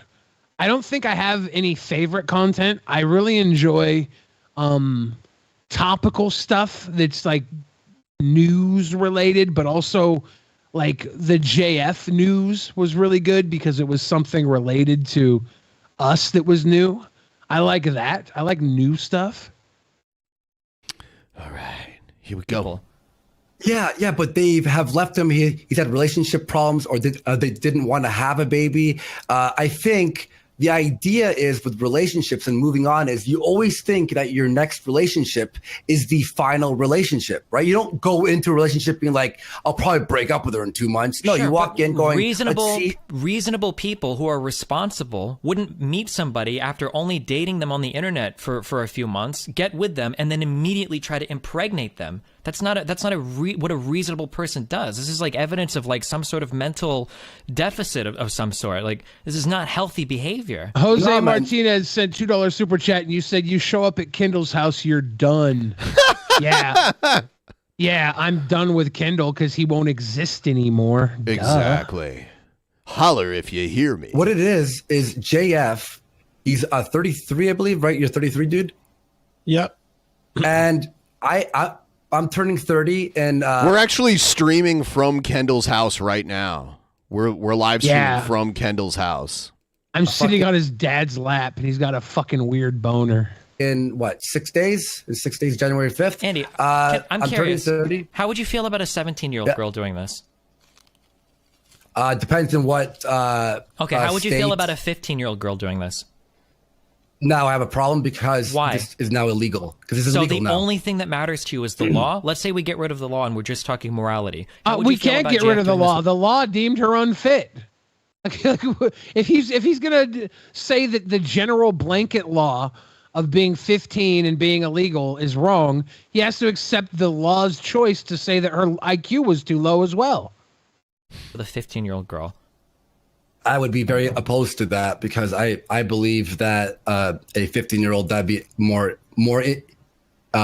immoral. Aim. And it's disgusting in my opinion. But Why? however, Wait, well, I know what you're gonna say. I know what you're gonna say, dude. I know what you're gonna say. You're gonna say, well, her mental state is the same as a 19-year-old. But it doesn't matter because special needs people, no matter what their mental state is. Because what if this girl was 30, but her mental state stayed as let's say a 14-year-old. Well, she's 30, but her mental state is still 14. So don't let her do it. That's what we do. Yeah, Andy, there are people that get old. Yes, or how about this? if the state says that she's not mature enough to have a relationship with a man, that man goes with her guardians to prove to them that he's going to love her and take care of her in a way where she doesn't look like she's being kidnapped to become a fucking incubator for a child. Appointed guardians for if their entire... If you want to go as far as to groom the low IQ woman and her guardians, that's probably the steps you're going to want to take at that point, no matter how old she is. Because they're not mentally capable of living on their own. And if they do That live is on their inhumane. own, no, it's not Inhumane. inhumane. We do this to prevent other people from taking advantage of them. Because if you let people like this out into the world on their own, a 30 or 40-year-old person that has the mental capabilities of a 10 or 11-year-old, other people will take advantage of and exploit this person. This is why the state of Texas agreed to appoint a guardian to her. Initially, they requested a temporary one, and she was granted a permanent one because the psychiatrist felt that she wasn't capable of making responsible decisions on her own. The state of Texas assigned her that guardian because they felt that she could not make responsible decisions on her own, and it left her vulnerable. Pressured by who? She had at any point in that proceeding, she could have told the judge, "No, I do not want a guardian appointed to me." She had the ability to do this throughout this entire thing, and she never, not a single time, scared. So she didn't tell the psychiatrist. She didn't tell. So like, this is what you're asking me to accept: that she secretly loved JF, okay? That she wanted to be with him, but she was scared of telling any law enforcement officer. She was scared of telling either psychiatrist. She was scared of communicating this with the judge. She didn't tell a single person. But somehow she had this secret desire, and this is somebody that's old enough and mature enough to be. It's love, you idiot. To be creating babies. If she's not capable of telling all these people that she's being taken advantage of by all these people, how the fuck is she capable of telling any of these people that she's being taken advantage of by JF? Like they're saying all these people who are speaking up for her were tricking her. And poor JF had her best interest in heart. That's not the case. We know that as clear as day 7 years later. We can tell that as clear as day with all the things JF has done to every other woman, including the one that's currently in a missing fucking persons report. I have no more interest in interacting with Destiny on this. All right, we're way over. Sorry about that that. was just said. Destiny says she never left a trace that she was disagreeing. He clearly did not read the report of the psychiatrist, because clearly the psychiatrist says whenever we ask her, she says she wants to have a baby with him, that she's in love with him, and that she wants to live her life with him. That's what's initially, in the report and then later of the she said she was scared. Later she said she was scared. And that she never contested the guardianship. Sorry. She never said. I don't mean to be rude, dude. I don't mean to be rude, but me and Amber are just going to keep doing our super chat thing. But I'd like to talk to you in the future about a certain subject. I'm going to message you about it, and I think that'd be interesting. And I understand, by the way, to people who hate Destiny right now and all that stuff, and JF obviously. I want people to understand is that I really fucking disagree with what you're saying right now, and I think it's, in my opinion, rude. However, I think no matter it's rude what things I hate Evercore about 91 someone, says Andy ever said he regrets defending JF? Whether or not he regrets, he completely does not defend JF anymore. He runs commentary directly against him. The last time we had Worski on, though, we were talking about JF, and he's like, "Stop! I just finally got on like good terms with him again, and you're gonna make him mad at me." But That's funny. That was a while ago. That was like over a year ago when we had Worski on, and we got along with him fine. I've never really had issues with Worski, and sometimes he seems like he's willing to laugh at himself, like the whole like aim thing. Yeah. No, I think Worski has gotten really in a good place as a creator recently. So I'm happy that he's said it himself. He had to get through a lot of shit that he was kind of caught up in, and he's doing all right now. there are certain things I want to talk about from other aspects, and I think that it's interesting. So yeah, man. All right, I just want you to know that. All right, dude? Well, hey, listen, I love you. It's been fun, dude. Final note, guys: if you're 32 years old, don't fuck 19-year-olds. Okay. All right, have fun, buddy. Heyo. You follow me on Twitter, by the way. Okay, yeah, sure thing. Why aren't you following me yet? I'll follow you. Okay. Have fun, buddy. Okay. Andy, don't date any 18-year-olds. Okay. Don't try to put babies on them. It's just not right. Okay. Goodbye. What? Warski's like, what? I feel like at this point, if I just let JF talk, I feel like he like hangs himself with like every word. I went up the East Coast and I fucked 18 and 19-year-old girls. I fucked everyone and I wanted... Yeah, what a weird thing to bring up at that point in time. Make it was a weird flex. Especially when he time dated himself as being 12 at the beginning of it. Yeah. It's not a flex, it's a lie. I wanted to make a baby with every girl I fucked. And I wanted to be a family with every girl I fucked. And I'm a moral fag. Holy shit. It's love, you idiot. I'm sorry. I'm going to go ahead and say this. I know that this is going to trigger the fuck out of a lot of you guys. I know that a lot of you are kind of young. And I totally understand that, guys. However, I do not believe, this is just me personally. I'm really judgmental. I know this is going to make a lot of you guys really upset, okay? I don't believe that your relationship is real until you're living with the other person. I don't care if she spends the night every weekend. I don't care if you guys see each other every day at work. I don't care if you guys have been talking for 2 years on Skype. Your relationship means fucking nothing until you are living together. Until you have to deal with that shit. So that's why he's okay with all these other men having a relationship with his wife. It means nothing to them. Because they're not living together. Okay, when she fucking bleeds through her fucking pad, when she leaves her shit out on the fucking counter and she doesn't clean her fucking dishes, when she fucking leaves her dirty fucking panties or bras or whatever. Take. This is a really bad take. It sounds like you just fuck around with dirty ass women. Laying on the fucking floor until she has a fucking dog and she lets it shit in the front room and maybe she doesn't clean it. Until you have dealt with that person at every single point, because until you live with that person, until you walk in on her eating dog shit, like what? Until you what live are all with that these person, additives? the only buddy that you see, the only person you see every weekend is their fucking representative. Okay, you do not know what any person is like until you live with them. Okay. So, you don't really love a woman until you see her let the dog shit on the carpet. Well, damn it. So that's all we got for JF this episode. Please like the stream if you haven't already, and if you're watching this after the fact, let us know what you think about the whole JF situation in the comments below.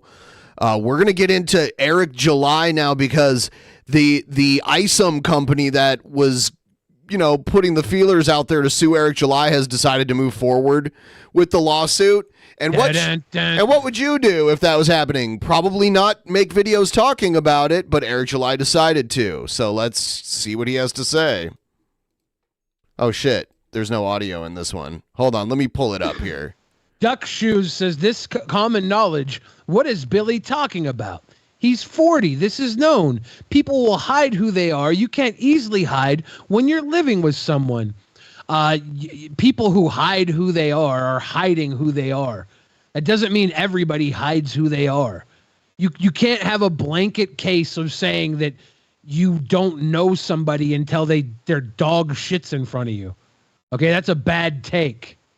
Duck Shoes, if you only know somebody because they're comfortable enough to let you walk around in dog shit, maybe it's what you should know more about yourself. This is shocking. The International School of Ministry is a video-based Bible school. According to their own words, their vision is to turn every local church in the world into a ministry training center and then into a church planting center. According to their statement of faith, they believe in the deity of our Lord Jesus Christ, in his virgin birth, and in his bodily resurrection. They believe the Bible to be the inspired and infallible word of God. And this is partially why I'm shocked that a Christian organization would do such a thing and bring us into a baseless trademark lawsuit. Before I proceed with the rest of our statement, it's not baseless. They own the intellectual property of ISOM. I'd like to be very clear. We were not have to prove that his property actually infringes on theirs, and they are separate companies, separate industries. Yeah, there might be enough of a difference. He's going to say it's baseless regardless, so going to court is the only way they're going to get to the bottom of this. You can't say either side is wrong yet. They're going to have to fight it out.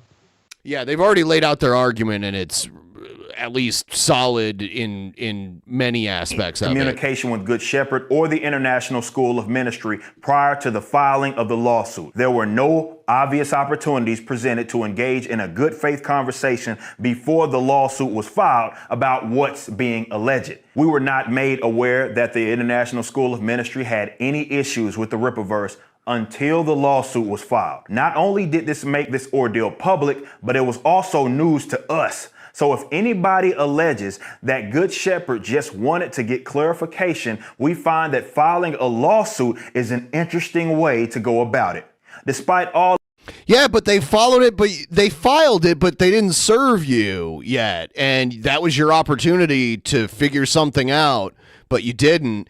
And I heard that they announced that they were moving forward with the lawsuit online. And then they said one of the main reasons is Eric July is not a good spokesperson for someone using the name Isom, and they feel like his foul language and just the way he is harmful to their brand. So they don't want his image associated with the name Isom. He's a potty mouth. All of this, we still had no problems entering into a good faith discussion with the International School of Ministry. If the main issue was centered around assuring there was distinction between the Rippaverse and the International School of Ministry, we were open to negotiations. We disagree that anyone would truly confuse a ministry and a comic book company or comic book character, but we were certainly open to hearing and addressing real concerns. We had some settlement discussions, and we thought that we were on track to finding a mutually beneficial solution. But we were blindsided when the International School of Ministry, a nonprofit, demanded profit from our company to be a part of the negotiation. And they wanted this to be perpetual. Again, this is shocking. The demand. I mean, them wanting money for their perceived damages doesn't mean they're not nonprofit. Nonprofit just means. But it's like Eric July is not just gonna give them money without a fight, right?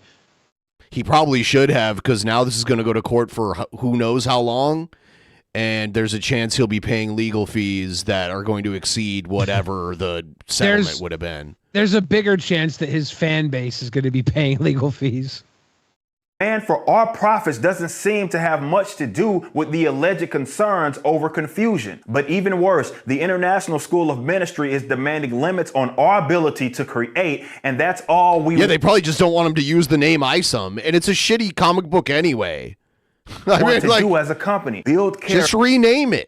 And create comic books. We want to give... Or how about this? The Death of Isom. Kill the fucking guy. The Death of Superman did really well. Yeah, it'd probably be if Isom third issue was the Death of Isom, and it was all about the world dealing with the loss of the one person that was supposed to save them, things might get interesting from that point on. I think so. Our customers a good time, and we want them to have fun. And that would be a direct allegory to Jesus Christ, which he's been building up to the entire time. Words of Neil Gaiman, we strive to make good art. This has been such a fulfilling project, and our lives have been changed for the better. And it's unfortunate that a Christian organization would want to limit this mission and demand control. It's just shocking. I'll speak on the merits of the lawsuit in a bit, but we have not infringed on the trademark rights of Good Shepherd. Though I'm telling this story publicly a lot earlier than I wanted, it is important that you know you shouldn't be doing this. Like, you should be talking to your lawyer pretty much only about this. Isom originates. It is not an acronym. It is one of our characters' heroic name, and though he does have an in-universe reason for being named as such, which will be revealed in a later issue. Oh, yeah? The name Isom is near and dear to me. Isom launched what has been my dream company. The character and everybody attached to him were named with purpose. The character of Isom was my way to honor my family. Isom is the first name of the second generation patriarch of my family, Isom Knox.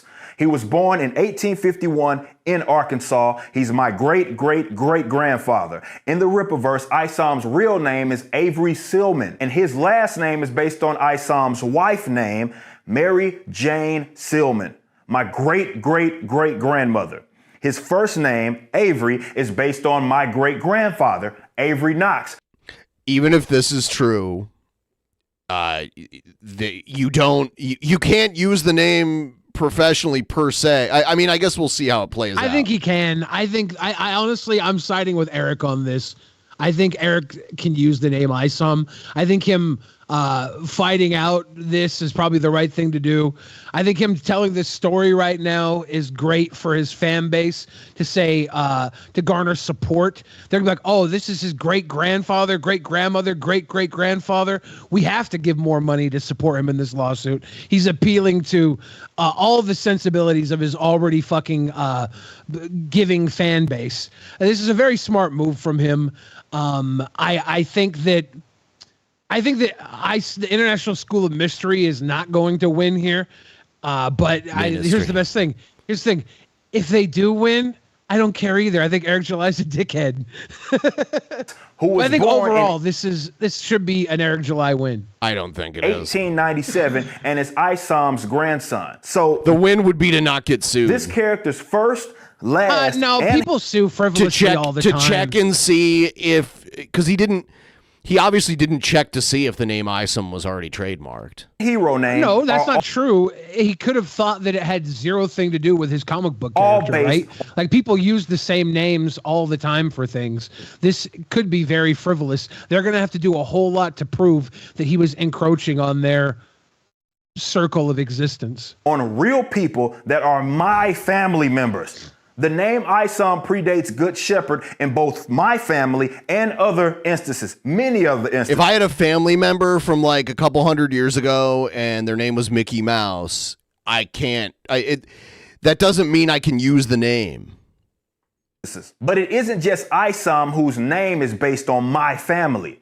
The same is said for his sister, Altona. Altona Knox is the name of Avery Knox's sister, thus making her one of my aunts. Avery's parents are named Jacob and Harriet. Jacob and Harriet Knox are the first generation and the mother and father of Isam Knox. So they are the parents of Isam in both our universe and in real life. As you can see, Isam isn't a random name. It's my creative way to honor my family.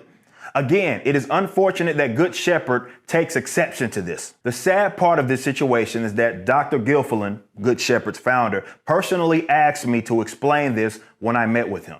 And I did. This was before they demanded a perpetual profit off of our work, a profit off of my effort to honor my family. Again, even having no conversation with them prior to this lawsuit, we were still amendable to negotiating so as long as it was good faith. They clearly were unwilling to withdraw any monetary payment, and we do not take those frivolous threats lightly. But let's talk about the trademark.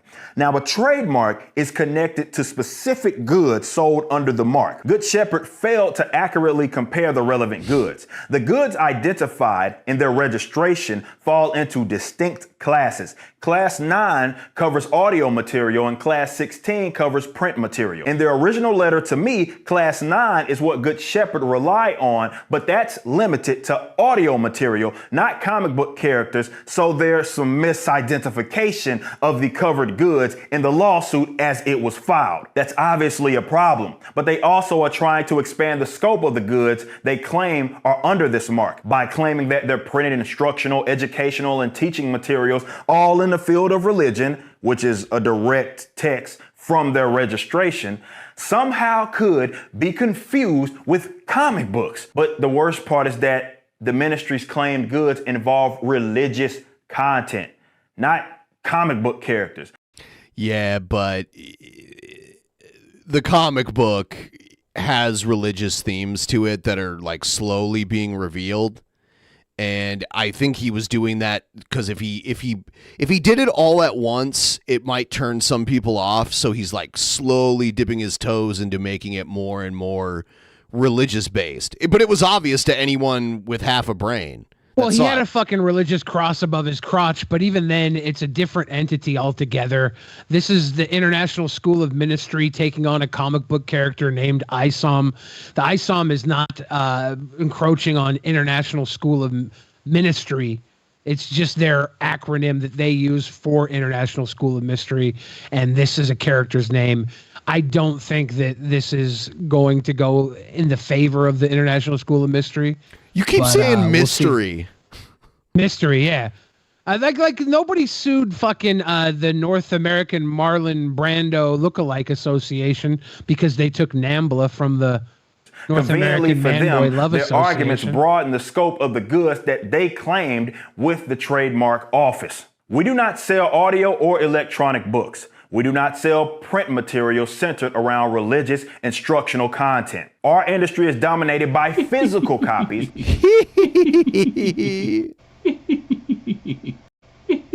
Yeah, he does store nuts in his cheeks. He just grows a beard to hide the fact. He doesn't want people stealing his nuts. Not as much as his ball-washing fans store Eric July's nuts in their cheeks.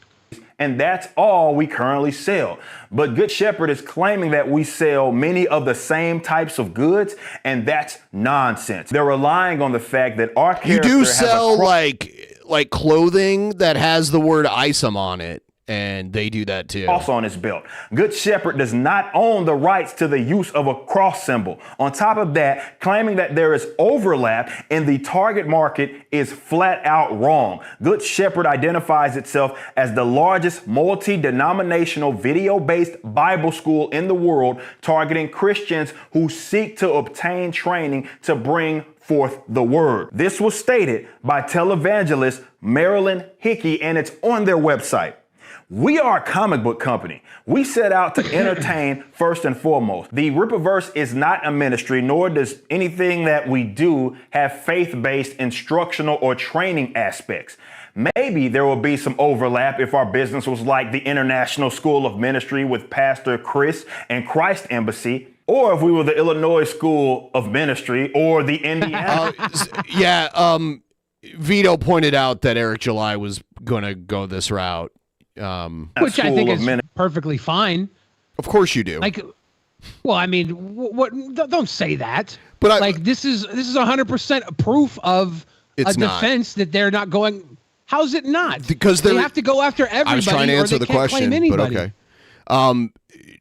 So it's there's crossover between ISOM, the way it's written for the International School of Ministry, and their products, and how when you search ISOM, they're the top 2 Google search results, and the way it's written and the way it's presented makes it seem like they could possibly be the same entity, but that's not true. Disagree with that. Okay.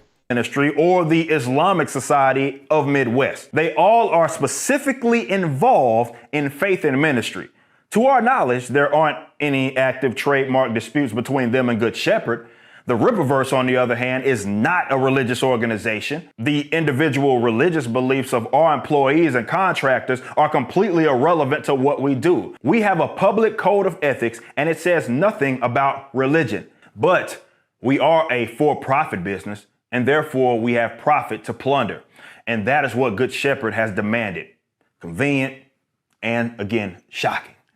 This claim of actual confusion has been unsupported. Dr. Gilfillan has publicly already acknowledged his lack of knowledge regarding the credibility. This will test what sort of liquid assets he has available to him, but I'm wondering if before the end of this video he'll announce the crowdfunding of the example. I just can't wait for Pornhub to sue Drunken Peasants because we're taking the name DP from them.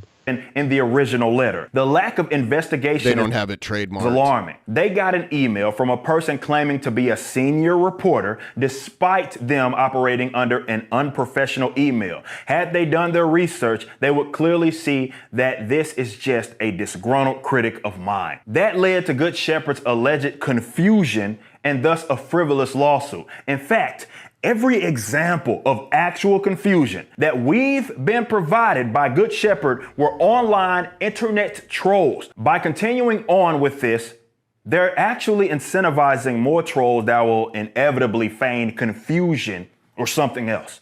These trolls would like nothing more than to ruin the Rippaverse or to make this a very expensive affair. Trolls are using Good Shepherd's naivety or simple greed to harass us. It is unfortunate that Good Shepherd does not seem to understand this. And because they've not investigated prior claims of confusion, we cannot rely on the blanket assertions. We presented several ideas and were willing to make concessions.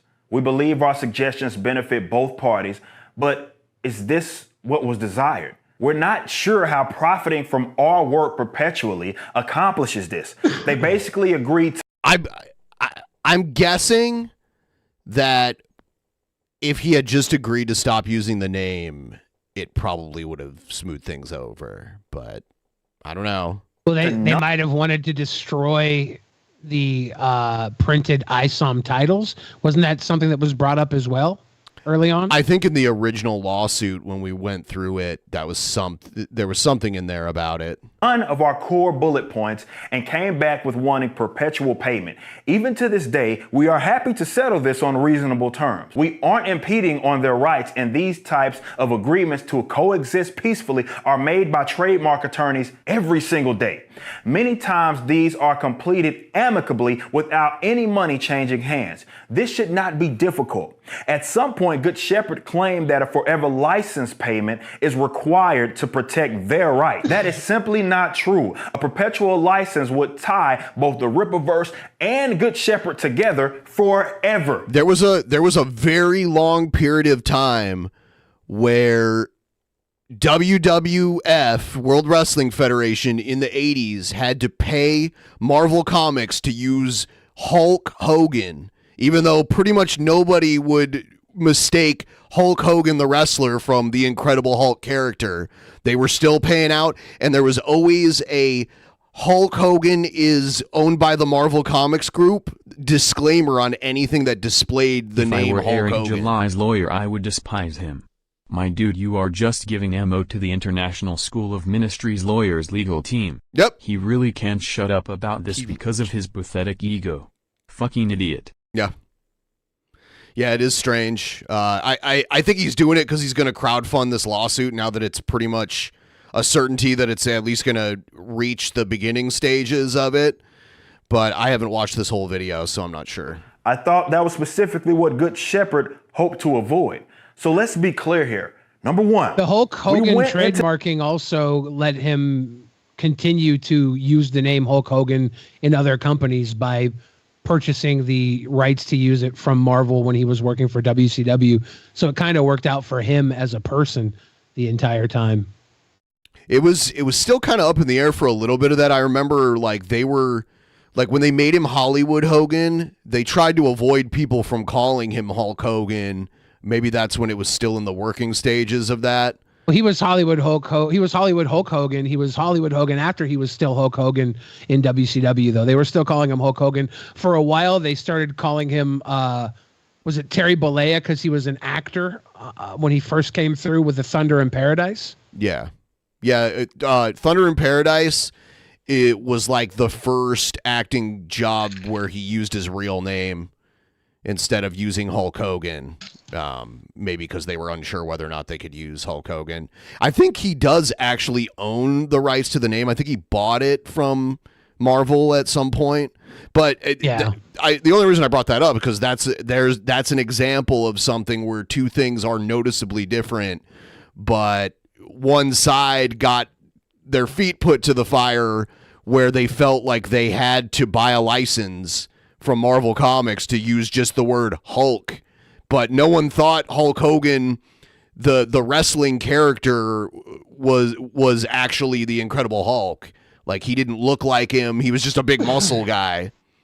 Yeah, they were both characters that were getting print on a lot of different similar printing, so I could see where that would become more of a gray area, and it might be easier just to license. The Incredible Hulk character had existed way longer than Hulk Hogan the wrestler.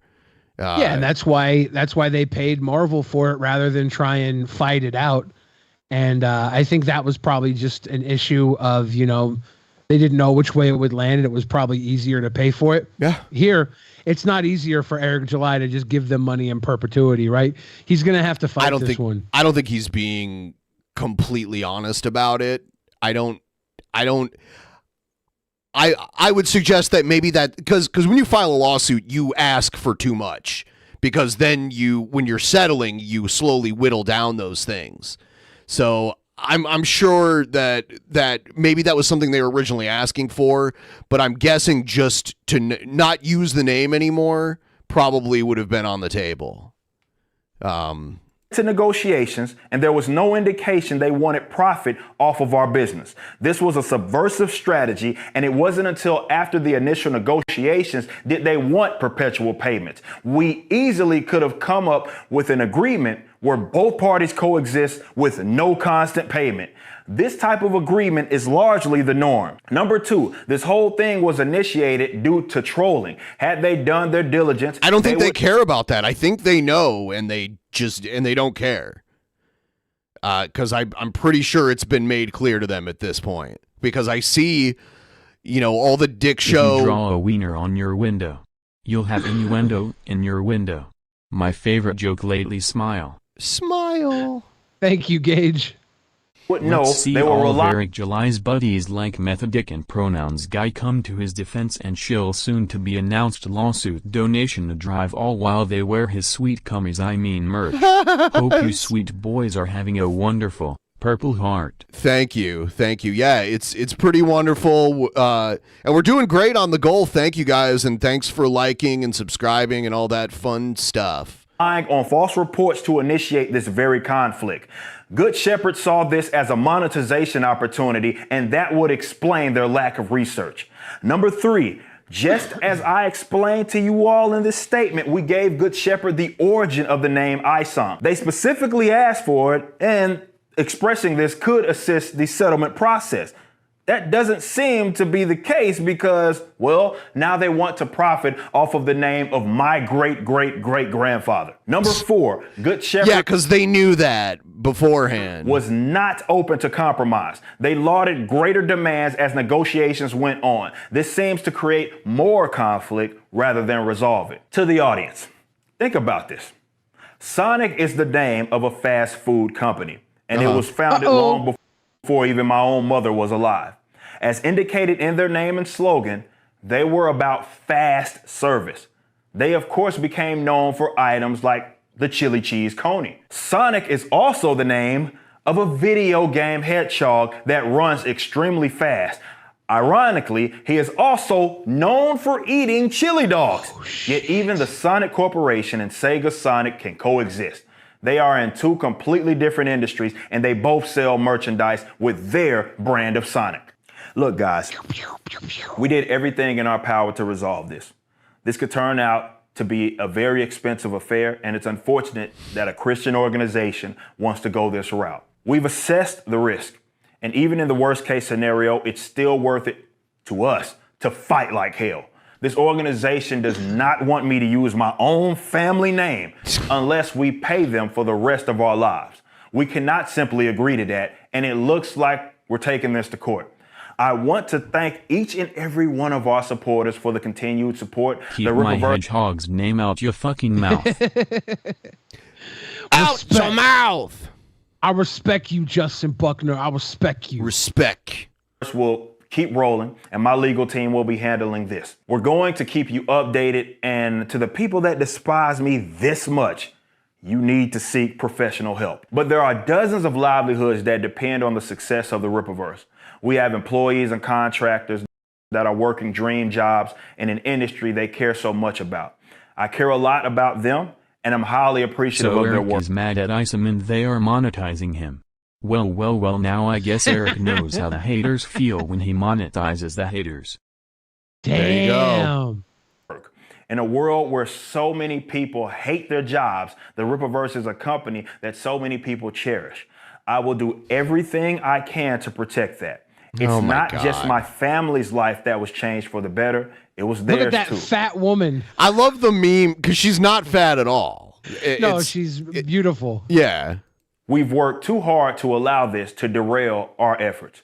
We're going to keep moving. There it is. You heard it from the man himself. I'm going to be all right. I don't think that was a crazy video for him to put up. Everybody's saying he should shut up and listen to his lawyer. I think that's probably something he ran by his lawyer. Honestly, it felt fairly safe to their case. I feel like he doesn't run anything through lawyers. I almost, because he's always like, I got rock star lawyers. They know what to do. I got rock star lawyers. It just doesn't seem like he talks to lawyers. He does things that most lawyers would never tell you to do. Yeah, I don't know. In many other cases, I would agree with that. But in this one, I don't think it was too far off. I think his entire conversation with Nick Rekieta made him look like he doesn't talk to lawyers while he was talking to a lawyer. But this one seems a little more safe. What else we got here? Oh, okay. Redneck Sister Fister says it'd be funny if he was just lying and had no lawyers whatsoever. That's possible too. He might have like a legal Zoom subscription or something like that and considers that his legal team. I don't know. Here's Sturges talking about The Last of Us. Let's see what this is all about. Hello everyone, I'm Renowned Zero, and today we're going to be talking about The Last of Us actress Bella Ramsey telling her critics to get used to the acts of grave depravity that are and will be heavily pushed in this show. What are the great way to market a show that is based around a very successful game, considered a masterpiece to a lot of people, and of course, as Hollywood does, they can never just simply adapt. No, you can't adapt to Hollywood. The adaptation problem is with you, my friend. See, I don't know why we're arguing about legal teams. We got to go back to arguing about illegal teens. Where's JF Gariepy and his illegal 19-year-old low IQ lover? Word, scene by scene, of a video game that is extremely popular.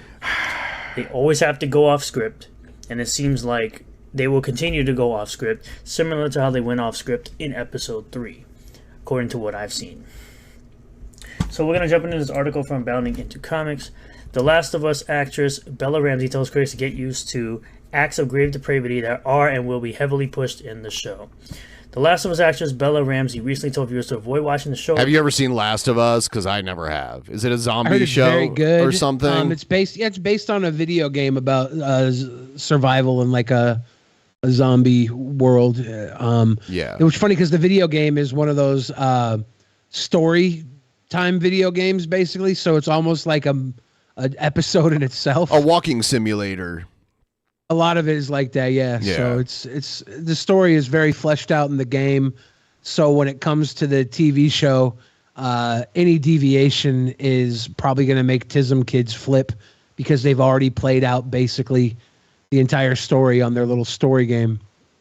They are not comfortable viewing sinful acts. Lewis says it's survival horror, so maybe there's okay. not zombies in it. I don't know, but is there gay people in it? Depravity, which, by the way, she actually did recently come out as well as non-binary, which to me, a 19-year-old coming out as that is the trendy thing now, aka grooming, in my opinion. What, she groomed herself? I don't know. I'm glad he put in my opinion at the end of that statement. I was a little worried he was stating a fact. That's just your opinion, bud. Let's continue. Ramsey spoke with GQ magazine, where she revealed the show will feature a plethora of acts of grave depravity going forward. She told the outlet, quote, "I know people will think what they want to think, but they're going to have to get used to it. If you don't want to watch the show because it has gay storylines, because Why it has spend money on Gideo games when you can just give your money to the peasants?" There you go. Thank you, Frank and Pinky. Yeah, because like if you're buying Eric July stuff right now, you're just going to pay for his lawsuit. So we don't have any lawsuits going on right now. Thank you. Yeah, Jesus. The best game you can play is triggering the Drunken Peasants with your snarky donut. What? How could you say that? alphabet character, that's on you and you're missing out. Nobody is missing out on watching this show. I watched the new Frasier episodes that came out today, by the way. And I did. It's okay. I'm waiting to see where it goes. It's made in the style of the original show, which is really cool. So I don't have a lot of complaints. It didn't make me laugh like the old show has, but I'm still waiting. It's working up to it. So I'm giving it a chance for sure. Did you cry? Nah. It was kind of sad at the end though, because like they did a little tribute to what's his name, John Maloney. Yeah. So that was kind of cool. If you want to learn the story of this show, essentially anyone could just go to YouTube who doesn't want to play the game, which I highly recommend just the first one and not the second one. That second one was a piece of dog shit. You can literally watch all the cutscenes of the first Last of Us and get a better story than this whole show will be. You always have to push some kind of BS agenda and deviate from the narrative of what this show is supposed to be, which is supposed to be a show about zombies. Okay. I mean, the cool thing about creativity is you can make it whatever you want it to be, and then people decide if they like it or not. So I guess one thing the show did from the video game, and this is spoilers, in the video game there were two guys that you only ever heard over radio, and in the show they did an episode focused around those two guys, and the big surprise is that while they were there on the other side of the radio, they were doing gay stuff. Cool. Now I want to watch it. I'm all in now. I'm gonna do another bathroom run. I will be right back. Better put me on Big Face. Yeah, he did it, guys. We got Big Face Billy back. Yeah. And this is where Ben leaves, and it turns out that this entire time I was on radio, I was actually doing gay stuff with a guy. This is the depravity that we're talking about on television. No zombie shows are really about zombies. Well, some are, right? But not really. I think it was Romero. Even then, it shows you the humanity of which you're faced when you're faced a crisis. Holy shit, I hate that. Do not like that at all. What the fuck? I don't get why we have to listen to his dickhead laugh for $2. That should be something I'm forced to do at a $200 level. So fucking stupid. Fucking turn that shit off on Big Face Billy episode. Jesus Christ. Bill was a character, an old friend of Joel, the main character, and is shown in a findable note. You see Bill has a gay partner that kills himself because he hates Bill. That's fucked up. That's a fucked up thing. Fuck you guys. Stop. Stop this $2 fucking laugh fest. Wolford's is the famous story with Sir Alec Baldwin, the actor for... It's not Sir Alec Baldwin, you psycho. It's Alec Guinness, the actor for Obi-Wan in the OG Star Wars movies, where a young fan told him that he saw Star Wars multiple times. Guinness told the child immediately to stop watching Star Wars or else to be stuck in a childlike fantasy for the rest of their life. Maybe Sturgis should have been told that when he was growing up. That's true. Except for the Baldwin part, you psycho. Juggalo V says, you look so pink, Billy. Yeah, it's because I'm 2 in the pink, 1 in the stink. All the $2 are going to flood in now. Better not. Better not send $2 donos in, boy.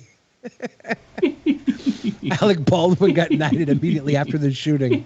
Jesus Christ. This is fucking terrible. Oh my God. What a stupid thing. This is the worst $2 fucking troll of my life. Christ.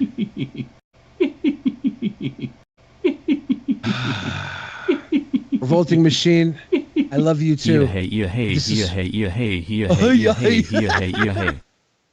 That's better.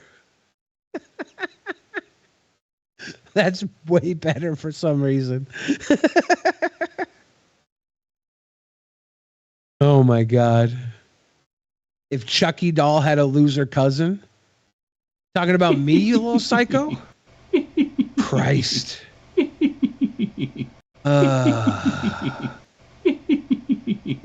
Wolford had a bowl of orange sherbet. That sounds delicious. Delicious. Hey kid, where the fuck are your donations at?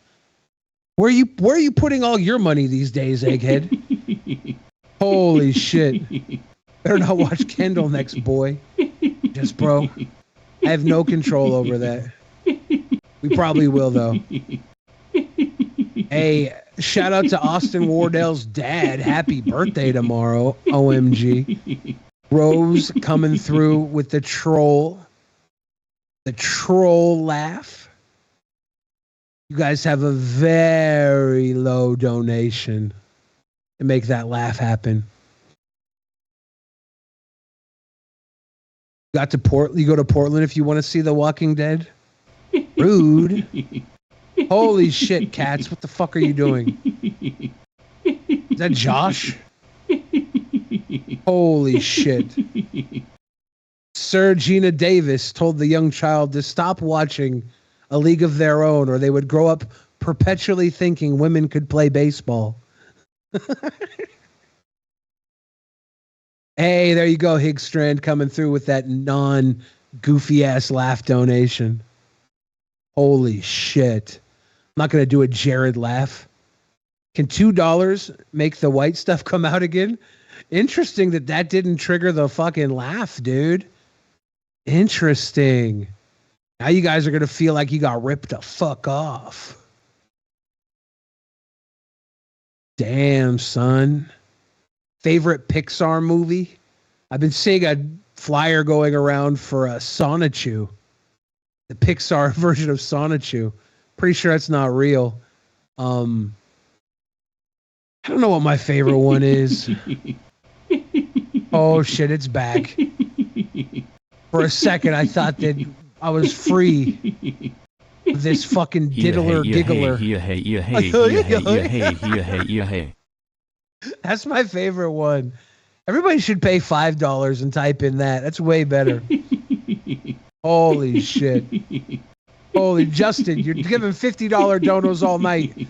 This $2 donation is an act of aggression towards me directly. Savings account, if you must know. Fuck your savings, egghead. Give Drunken Peasants your money. Psycho. Fucking psycho. I love you guys. Donate $50 and $2. Don't do it. Do not do it. I love it. It's so creepy. It's unbelievable. Did Dusty leave the call? Is Dusty gone? Yeah. The fucking Jared laugh scared Dusty so bad that Dusty's owner had to shut the stream down. Shit.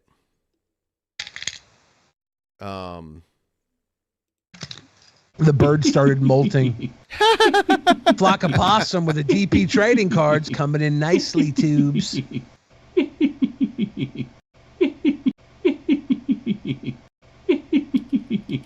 Ducking creepers pointing out that this show could just be Jared laughing the podcast. I love it. Keep it coming. Yeah, this will be the downfall of Drunken Peasants. It's just going to be 24 hours, 7 days a week of $2 Jared laughs. That'd be a lot of money. I don't know if it would be the downfall. Yeah, I guess if it's all about the money, then yes. Mm-hmm. Yeah. Let's check out some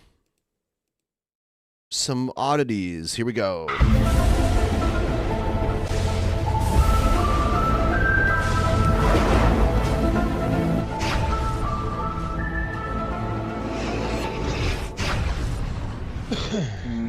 Clee disappear. Clee disappear. Clee disappear. Clee disappear.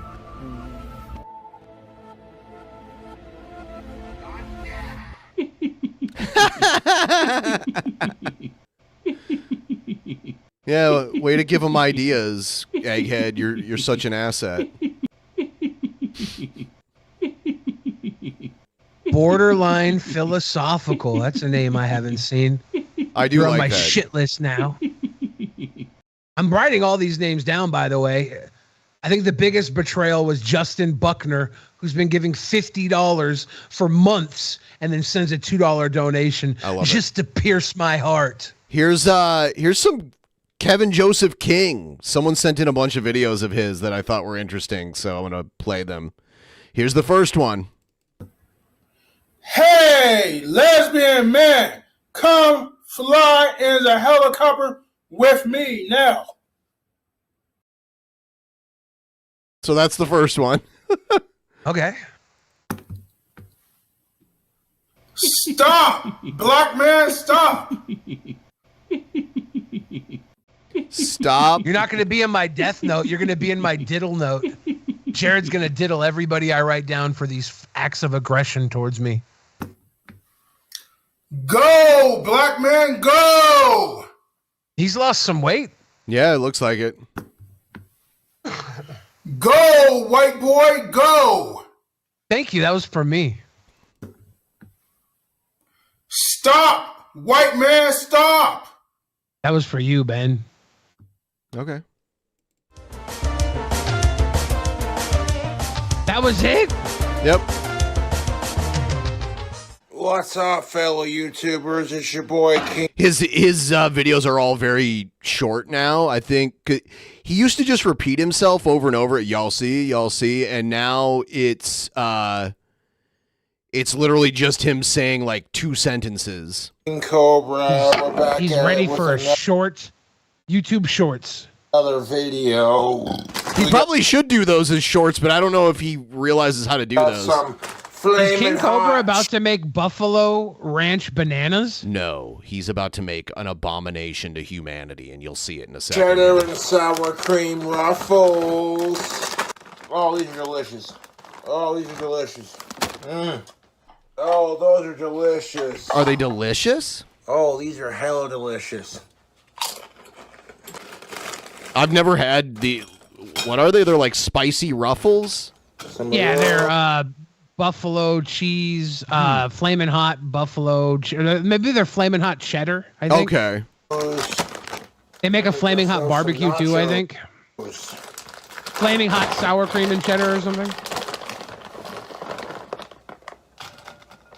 He's making Irish nachos. Corinne sharp cheddar cheese.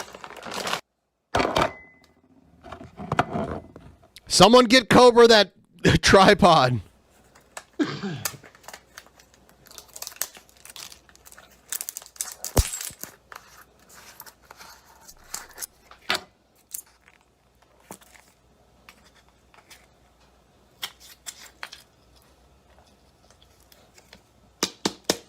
Can't get them damn bacon bits opened up. Son of a bitch. Unable to remove plastic tab. Boy, howdy, those bacon bits don't want to come open, man. I'll tell you what. I'll tell you what. There it goes.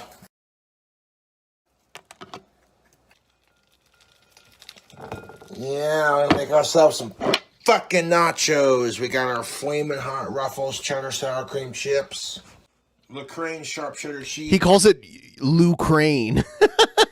I love it. Yeah. These bacon bits. They ain't spicy enough. We need some more sauce. We got the Frank's Red Hot Buffalo Wing Sauce. I do like some Red Hot. A little bit of that sauce in there. Some more of these goddamn chips.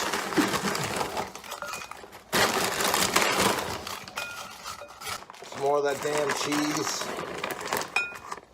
Everybody who was saying that bacon bits aren't usually real bacon, and he probably wasn't even putting real bacon in his stuff, we can see he has the real bacon. It literally bacon says bits. real, and it's made by Hormel. I mean, they're a solid company. Yeah, there's just a lot of bacon bits that use like a soy mixture that's like a flavored soy. It's a filler, right? Probably. Yeah. It's for salads. It usually doesn't have to be refrigerated either. Ooh, hand bacon. Throw some bacon bits in there. Frank's Red Hot Buffalo Sauce. Let's go. Let's go! Motherfucker. We're gonna add some of this Buffalo Ranch, Frank's Red Hot Buffalo Ranch seasoning on it. Get a little bit of heat on there for that flavor right there. A little bit of heat. He's been adding spicy shit this whole time. Beautiful. He picks a flavor and then he just keeps adding more of the same or like very comparable flavors instead of finding like multiple flavors that complement each other. It's interesting. God damn, these chips are delicious. Big old bowl of nachos. I don't think potato chips can be classified as nachos, but I don't know. You ever have like tachos, No. with tater tots, and they make nachos over tater tots instead of over tortillas or tortilla chips? It's a pretty common thing. This has been known as Irish nachos when people make nachos with potato chips. I think that's racist. Well, yeah, of course, but it's racist against the Irish, so who cares? The Irish. They don't even care. They're like fuck it, like the Irish are like fuck people. Squish that down in there.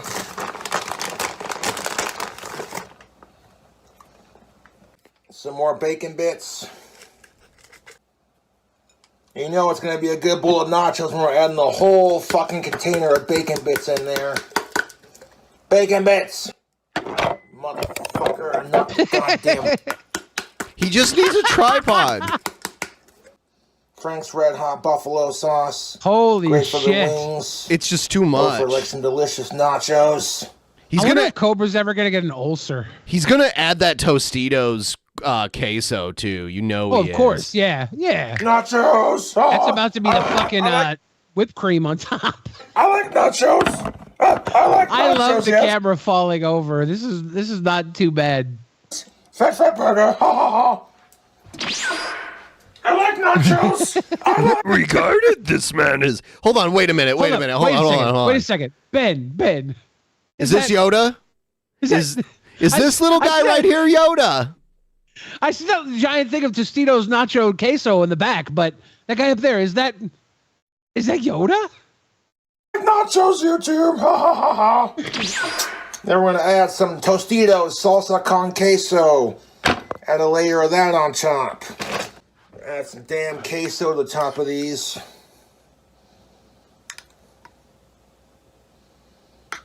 How long until he just puts the whole thing in there? You know is he he's gonna gonna stop just dump after it. 3 scoops? No, there's no way he's gonna stop until. See, for most people, cooking at home is cheaper, but he adds so much ingredients that it's not cheaper, and he doesn't eat it all. He ends up wasting most of it. So it's him cooking at. He shouldn't cook at home. He makes like a $70 meal for one person at home that he doesn't even eat half of it. But when he gets delivery, he spends $70 on a meal too because he adds all types of bullshit. But to it's it. more He gets a edible. 70. Yeah. When he gets his $70 Domino's pizzas, Our sharp what is he cheddar making? Egghead nachos. cheese. With Ruffles potato chips and shredded cheese and some. Did he put the Buffalo Ranch Frank's Hot on there? Did I miss I that? think he did. I think he did pour some of it in there. Yeah, the shake stuff. Yeah. It's like, why not put that on after it? Like, because I think he's gonna melt a lot of this cheese. I think Mama JF would eat King Cobra's cooking. No, but she's got a way more refined palate than this. I think she just doesn't know any better.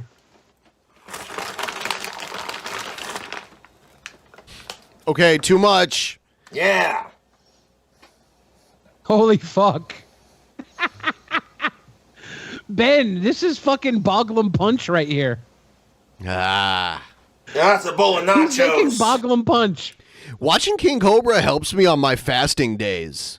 Like days where I'm like fasting and I'm like, damn it, I'm so fucking hungry. And then I watch a King Cobra video. I'm like, gone. No appetite anymore. We're gonna hit it with a sprinkle of this Buffalo Ranch seasoning blend from Frank's Red Hot Seasoning.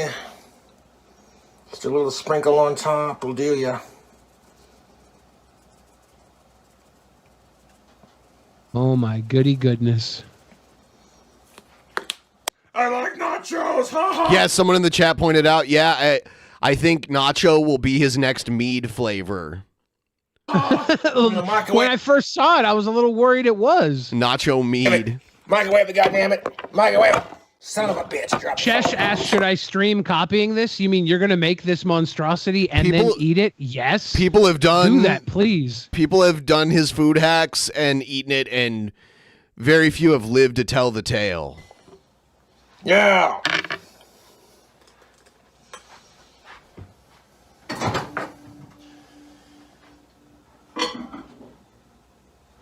Into the microwave. 2 minutes, 34 seconds. Let's go. Do you like Frank's Red Hot sauce? I do. Their buffalo wing sauce is my favorite. I hope you like Frank's Red Hot sauce. Yeah. I just saw what the fuck you did with it. A lot of Frank's Red Hot sauce. Imagine if he didn't like Frank's Red Hot Is he going to sauce. drink it from the bottle here? Yep, Probably, he is. Yeah.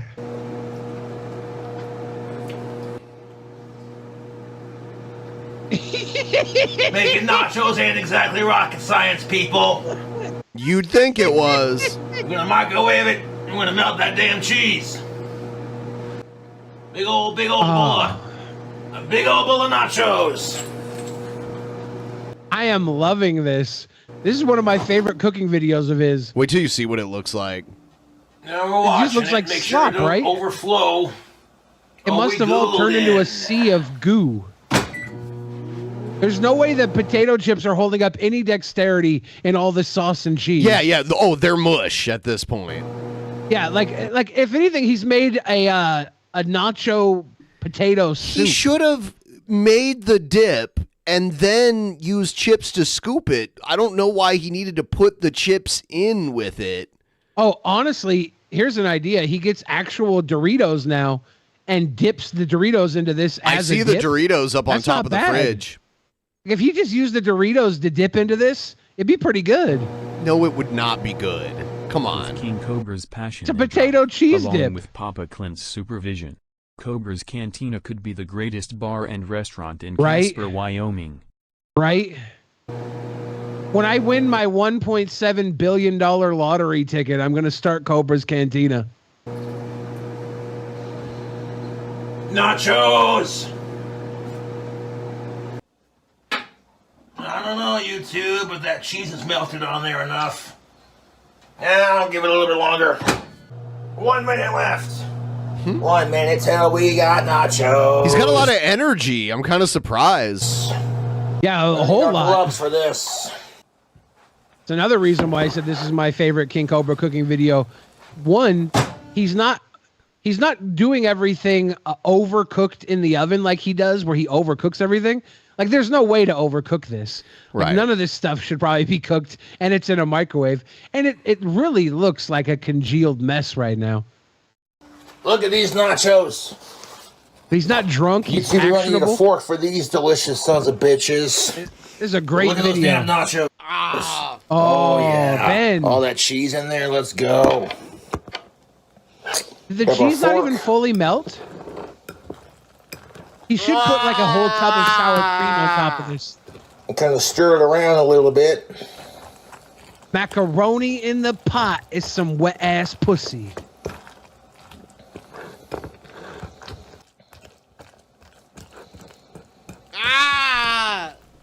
This is exactly what juggalette vagina sounds like. You go to the gathering of the juggalos and you hear this mashing around in a tent. Eat it. Oh, God. Ah. Oh, fresh out of the microwave hot. Oh, God. I think it's cheesy goodness because you can't pick up these chips like nachos like you normally would. Right, because it's not nachos. It's just some weird... See that right there? All the bacon bits and that cheese dangling off the end there. Yes, sir. I love this for him. Oh my fuck. It's so terrible. I can't handle it. Somebody watching right now is grab yourself a masturbating to bite. this. I know This it. is why I do no sex. Thank you, Justin. Holy shit. Yep.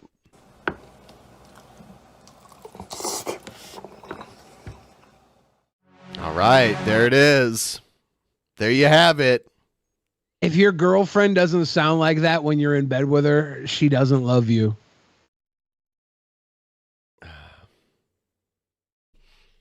Boglum ASMR. That's ASM hard R. He called me sir and got me so fuming angry.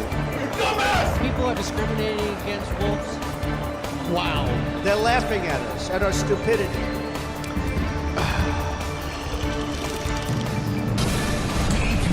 We're getting so close to the goal. Keep them coming. Tip train all the way to the station. We're at 86% right now, almost 87%. Check it out. Let's check out some news stuff. Here's Carrie Lake, who was running, I believe, for governor of Arizona at one point. Now she's running for Senate. She's it's funny that you can be an election denier and run in an election.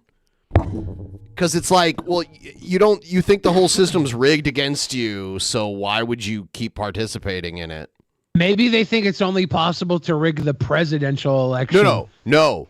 She claims when she lost, oi. She claims when she lost it was election fraud against her.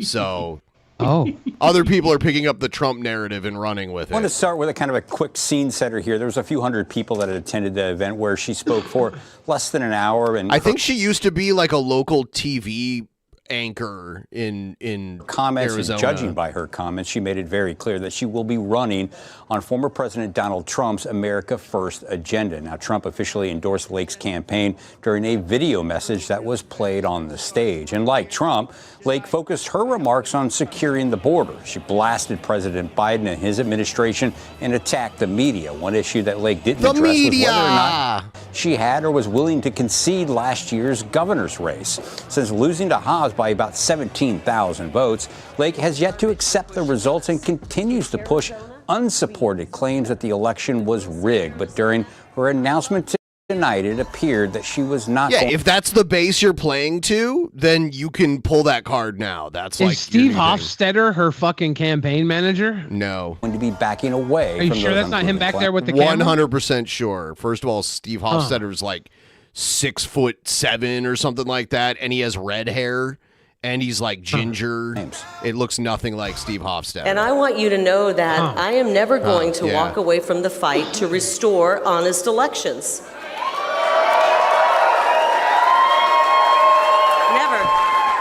Now, Lake did change her tune on early voting. She was encouraging the crowd to vote by mail if that's what they wanted to do. Now, remember, last year she routinely claimed, again, without any proof, that early voting believe it's her daughter was corrupt. And Lake immediately will be facing a Republican primary challenge from Pinell County Sheriff Mark Lamb. And the winner will likely face Democrat Ruben Gallego. And we still don't know yet if our incumbent independent Senator Kyrsten Sinema will run for re-election. Probably not. Back into you guys. Yeah, that is still. What's his name? George Santos is in trouble again, and they're trying really hard to get him thrown out. Controversial Congressman George Santos is now facing new fraud charges. He's accused of identity theft and credit card fraud. Now, ABC News. It's funny I told myself. Go ahead. I told myself I wasn't going to wear the same thing today as this news anchor, and I totally forgot when I got dressed. Has his response. Embattled New York Republican Congressman George Santos facing more charges. I mean, I'm just going to go defend myself. A 23-count superseding indictment accuses him of stealing identities, making charges with... They're not going to... It's going to be hard to get rid of him until the next election happens. it's he's people have known he's a fraud for so long now, and he still has his seat. So donors' credit cards without their knowledge and lying to election officials. Santos is charged with conspiracy to commit offenses against the U.S., wire fraud, making materially false statements to the Federal Election Commission, falsifying records, aggravated identity theft, and access device fraud. Will you step down? I will not. I have no comment. I was in conference like everyone else without my phone, so I thought you had no comment. Why are you making a comment then? Nothing to talk about. I need to take a look at the whole Did you commit wire fraud, though? It's a pretty basic question. Just last week, Santos's former campaign finance chief was indicted. Prosecutors say the two made donations to Santos's campaign from family members without their knowledge, claiming the campaign had $500,000 on hand when it had only $8,000. Look, you're all acting like I'm not entitled to due process and innocent until proven guilty. News of the charges came as Republicans gathered behind closed doors, considering a new Speaker of the House. Majority Leader Steve Scalise and the founder of the Freedom Caucus, Jim Jordan, both vying to replace Kevin McCarthy. Mr. Garrick says stealing from his own donors. I think most of these guys are fucking using their donors for personal gain. Republicans last night said they won't support either candidate. And without a speaker, the House is paralyzed, unable to approve any new aid for Israel. As for George Santos, he is due back in court October 27th, and the Democrat who previously held his seat is now running again, saying, quote, "The absurdity of George Santos remaining in Congress is obvious to everyone." Lionel Moise, ABC News, New York. Here's a follow-up on that, too. Excuse me, no, I'm not. Tonight, mounting pressure on embattled Congressman George Santos. Federal prosecutors hitting the New York representative with a 23-count superseding indictment, including new allegations of fraud and identity theft from his 2020 campaign. I didn't handle the finances of the campaign, so. Prosecutors say Santos is charged with stealing people's identities and making charges on his own donors' credit cards without their authorization. On one occasion, he allegedly charged $12,000 to the contributor's credit card, ultimately transferring the vast majority of that money into his personal bank account. Prosecutors also into his allege own bank account? Yeah. Santos and his Holy then shit, campaign dude. treasurer, Nancy Marks, fabricated campaign contributions from family members. to She help lied and said Groucho was her campaign grandfather. hit a threshold for additional funding from the National Republican Party. Santos vowing to fight these new allegations in court. Look, you're all acting like I'm not entitled to due process and innocent until proven guilty. I'm nothing. I mean, I'm just going to go defend myself. He's already pleaded not guilty to charges in an earlier federal indictment. But fellow Republicans from his home state have had enough. After the latest indictment, I think it's clear that he's not fit to serve. Really? Only after the latest one made it seem like he wasn't fit to serve? Well, all the other ones were pretty bad and questionable, but this one is just straight up wire fraud, using credit cards against donors and putting it into his own bank account. Like, this is pretty fucking obscene. Representatives. New York freshman lawmakers introducing an expulsion resolution today. This is the most provable case of election fraud that we have before us. Kicking Santos out would require a 2/3 vote from the entire House, a rare move, and one that would only further complicate Republicans' slim majority hold on the House. But Santos saying it would mean overturning the will of the voters. They want to silence 700,000 people. That's undone. And ignoring questions about his chances of surviving an expulsion vote. Nobody can answer that. Yeah, I was just going to say, I think that's one thing Republicans and Democrats can come together on to get rid of him. So it might happen. Yeah. Danny Million 2 says, will George Soros go to prison next? Yeah, I For think, what? well, obviously, George Santos put money into a politician's bank account, and so did George Soros. So they both have to go to prison. Oh. Tom Santos remaining defiant there, as we've seen him be throughout his tumultuous and scandal-ridden career here on Capitol Hill. What's helping him remain here, though, despite the fact that fellow Republicans are calling for him to resign or even be ousted, is the fact that Republicans are also far too preoccupied with their own race for the speakership. Losing one Republican member, in this case Santos, would make their majority even slimmer. They can't afford that. Tom? It's a great point. Okay, Ali Vitale on Thanks for watching. Stay updated about. Oh, yeah, they need him to maintain their majority. Yeah, it's such a weird situation. Oklahoma judge suspended over text messages about trial. Updated about breaking news That's and funny. top stories. On Nobody the snitched. They just had the camera on the phone. NBC News That's app great. or follow us on social media. Lester Holt. Strike talks break off between Hollywood actors and studios because the actors are still on strike. The writers are That back. guy who asked when do we use the guns is making more and more sense every day. Well, it's perfect timing. The writers went on strike first. Then the actors finished up all the writing that the writers had written for them at the time.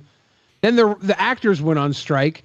And now the writers are off strike. They get to writing. And by the time they're done writing, the actors will come off strike so they can start filming. This is all perfect plan. This was Hollywood taking another fucking vacation because they liked COVID so much. Oh, here it is. We have just learned talks between the major Hollywood studios and SAG-AFTRA have been suspended. According to a statement from the Alliance of Motion Picture and Television Producers tonight, the group says after meaningful conversations, the gap between the two sides is too great and conversations are no longer moving in a productive direction.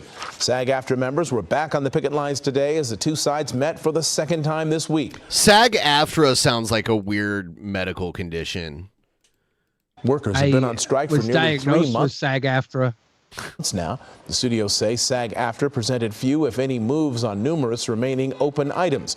Sticking points include pay, the use of artificial intelligence, and health benefits. SAG-AFTRA has not commented. SAG-AFTRA. Hello, I'm Mark SAG-AFTRA. Brown. Get more great. Thank you, Mark Brown. Thank you. I gotta go pee again. Here we go. Here we go again. Everybody, it's the best segment of all time. Big Face Billy back again in your eyes, in your ears, in your nose, in between your toes. Ask me all your funniest questions and I'll give you the most serious answers. Doom, doom, doom. Dan Kellogg has a stiff after rock hard. You nasty. You nasty. The Jared Laugh Cam session better not Juggalo V. Billy cheesecake or Tres Leches cake? Damn. Probably Tres Leches if it's good. Cheesecake if it's not good. Like, if it's the best Tres Leches cake, yes. If it's just mediocre cake, then I'll take the cheesecake. Mediocre cheesecake is better than mediocre Tres Leches cake. Is that an okay answer? FBOF A5, can I get a hug? No. I can't afford to give out hugs anymore. You people have germs and you keep me sick and I die. I can't afford to die anymore. Poor out here. Favorite legendary creature from the Lord of the Rings Magic the Gathering set? Red Jester Productions. That's rough. Can I say Eleanor Gardner? Is that an acceptable answer? Boostus 12 says, how can I seduce you? Oh, get in line. Again, you couldn't afford to seduce me. I'm a fucking top dollar. Billy, 12-cent gang is back. Damn it. How could you do this to me? God damn it. Show piss flaps and clit. Paul Denino. I'm not getting tricked into doing that again. Favorite holiday? I'm going to say Yom Kippur. Even though I've never celebrated. I like the name. It reminds me of Yum Kippur. You guys like Kippur? I don't even know if it's good. I don't like Kippur. It reminds me of it. Is Kippur even a thing? Did I make up a food named Kippur? I don't know. Halloween is your favorite holiday revolting machine? I would like Halloween better if it wasn't literally built on lying. Nobody on Favorite holiday is Jeff Holiday? Is Jeff or Joe sexier? Yeah, my favorite holiday would be Jeff Holiday, and Joe is sexier. Holy shit. Joe is a 6'3" actual psycho. 100% women love true crime. Joe is the true crime Chad, okay? Chesh even says it. Joe is a Chad. Joe is a true crime Chad. Joe is the only person in the history of Drunken Peasants that can compare to me in attractiveness. That's just my opinion, bud. And Joe has a knife, exactly. Mellow creams or candy corn? Honestly, I was looking at a mellow cream today. I was at the fucking Rite Aid picking up a prescription. And I looked down, they had a little mellow cream pumpkin. And I was like, I almost bought it. I was like, I bet you this is good. And I'd never look at candy corn like that.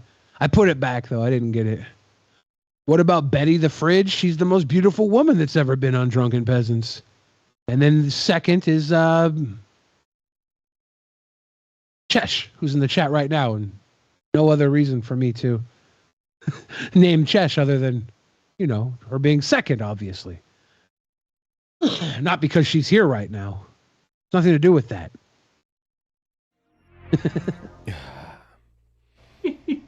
Oh, there it is. My lucky number is 13. Tomorrow's Friday the 13th, actually. Yeah. No. I hope everybody has a spoopy Friday the 13th. Here's some Trump. Thank you very much. Thank you.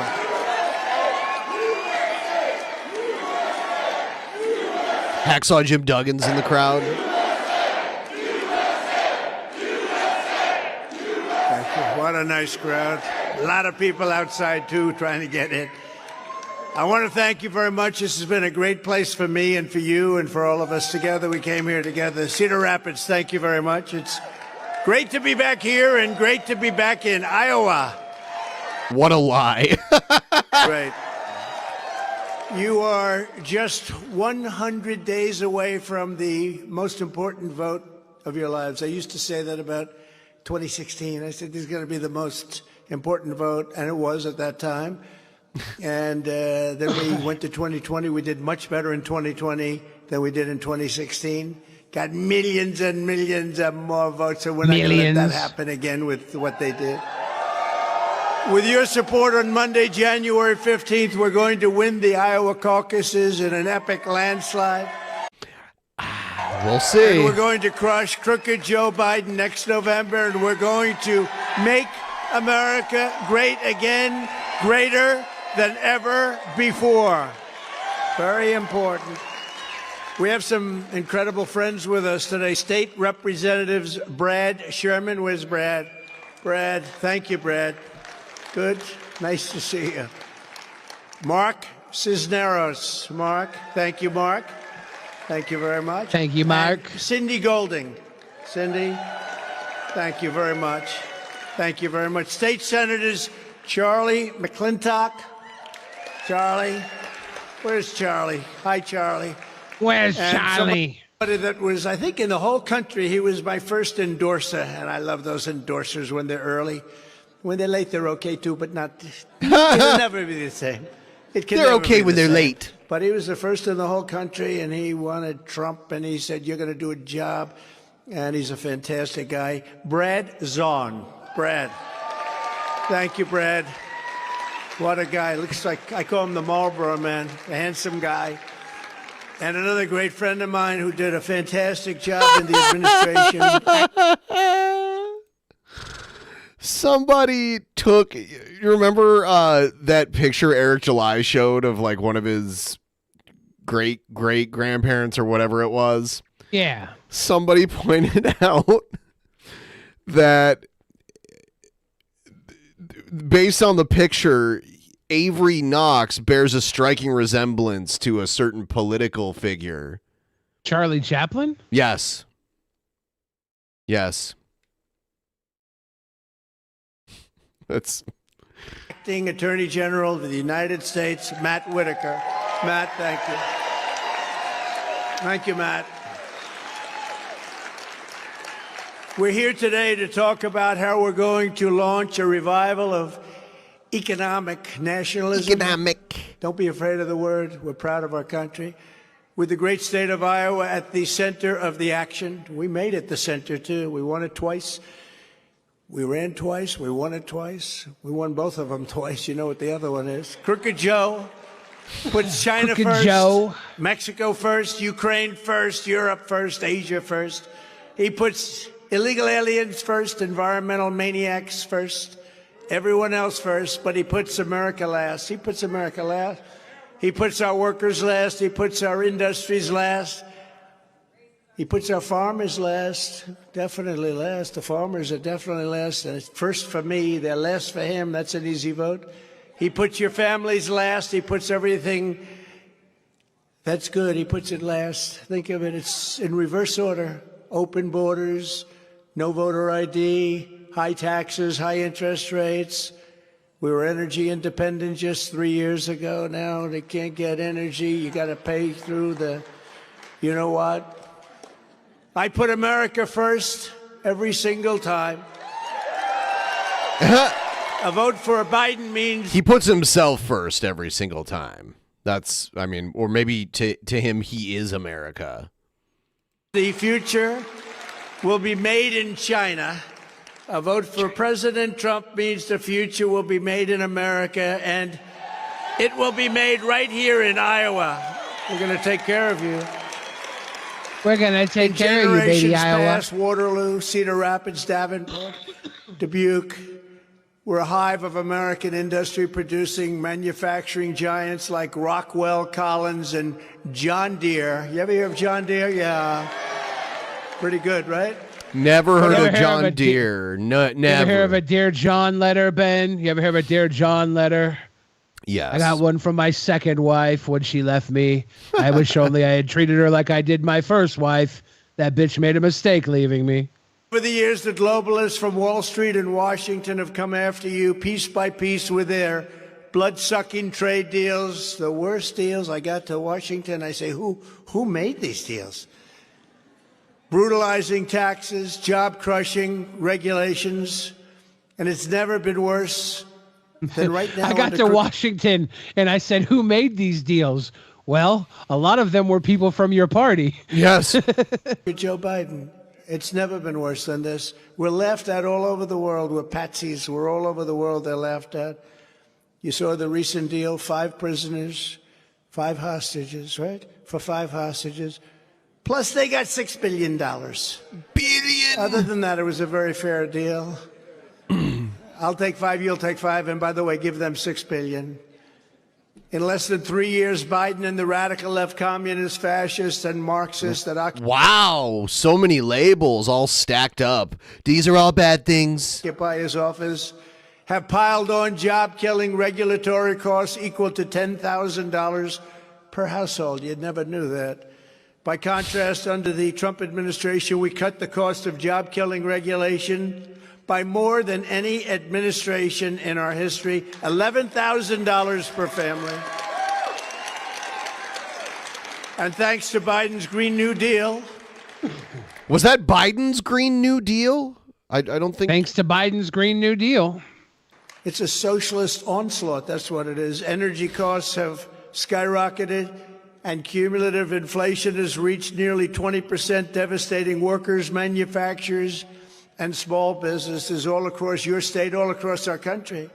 Meanwhile, Biden and his ultra-left-wing lunatics continue to push the largest tax hike in American history. Right now, in Iowa, in the Iowa polls, Trump has the commanding lead at 50%, and then DeSantis is at 17%, and then Nikki Haley's in third place with like almost 10%. So, yeah, it's... $4.7 trillion, a massive gift. I don't see it changing, but I guess we'll see when the actual votes come in. Communist China. You know about that tax hike, don't you? We gave you the biggest tax cut in history, bigger than Reagan's. We gave you the biggest regulation cuts, and for the farmers and manufacturers in the audience, of which there are many, the regulation cuts were probably even bigger and more important than the tax cuts. The biggest ever in history. Yeah, the regulation cuts. The train were, regulations. Yeah. Yeah, that helped out tremendously. That was so great. I'm so glad that happened. For decades, globalist politicians like Crooked Joe and Ron DeSanctimonious have been selling out your farms, your factories, your families, and your communities, and doing it all to protect foreign labor, to protect foreign jobs, for foreign profits and foreign wages. It's horrible. It's unbelievable. Agent 006 says the Green Deal never passed. Right. And it wasn't Biden's. It was like AOC was kind of championing that. Don't tell the Trump crowd that. They don't want to hear it. They don't care about facts. Yeah. Reality does not matter. Well, when you look. They're just here for Trump's opinion, bud. The Trump administration, we will once again protect our jobs. Danny Million 2 says if Trump wins, will there be a liberal January 6th? No. Was there ever? Like, there's going to be local riots at the Target so that people can steal iPhones? That's usually what we do, right? We don't go to the Capitol buildings. We will protect our workers, and we will protect our wages, our factories, our farmers, and our cherished, most importantly, way of life. It's a way of life. Under my leadership, for the first time in decades, Job outsourcing literally went up under Trump. Biden has been the best president for workers since FDR. Wow. Instead of shipping jobs to other countries, we brought our jobs and factories back home to the USA where they belong. That's not what Swagnar says. I withdrew from Barack Hussein Obama's. Has anybody ever heard of him yet? Remember Rush Limbaugh? Rush? Has anybody ever heard of Barack Hussein Obama? You know, the guy that we blame for everything? Does anybody remember that guy? The guy that we bring up all the time when we blame people for things? Right. Go Barack Hussein Obama. Yeah, he's their boogeyman. Remember? Barack Hussein Obama.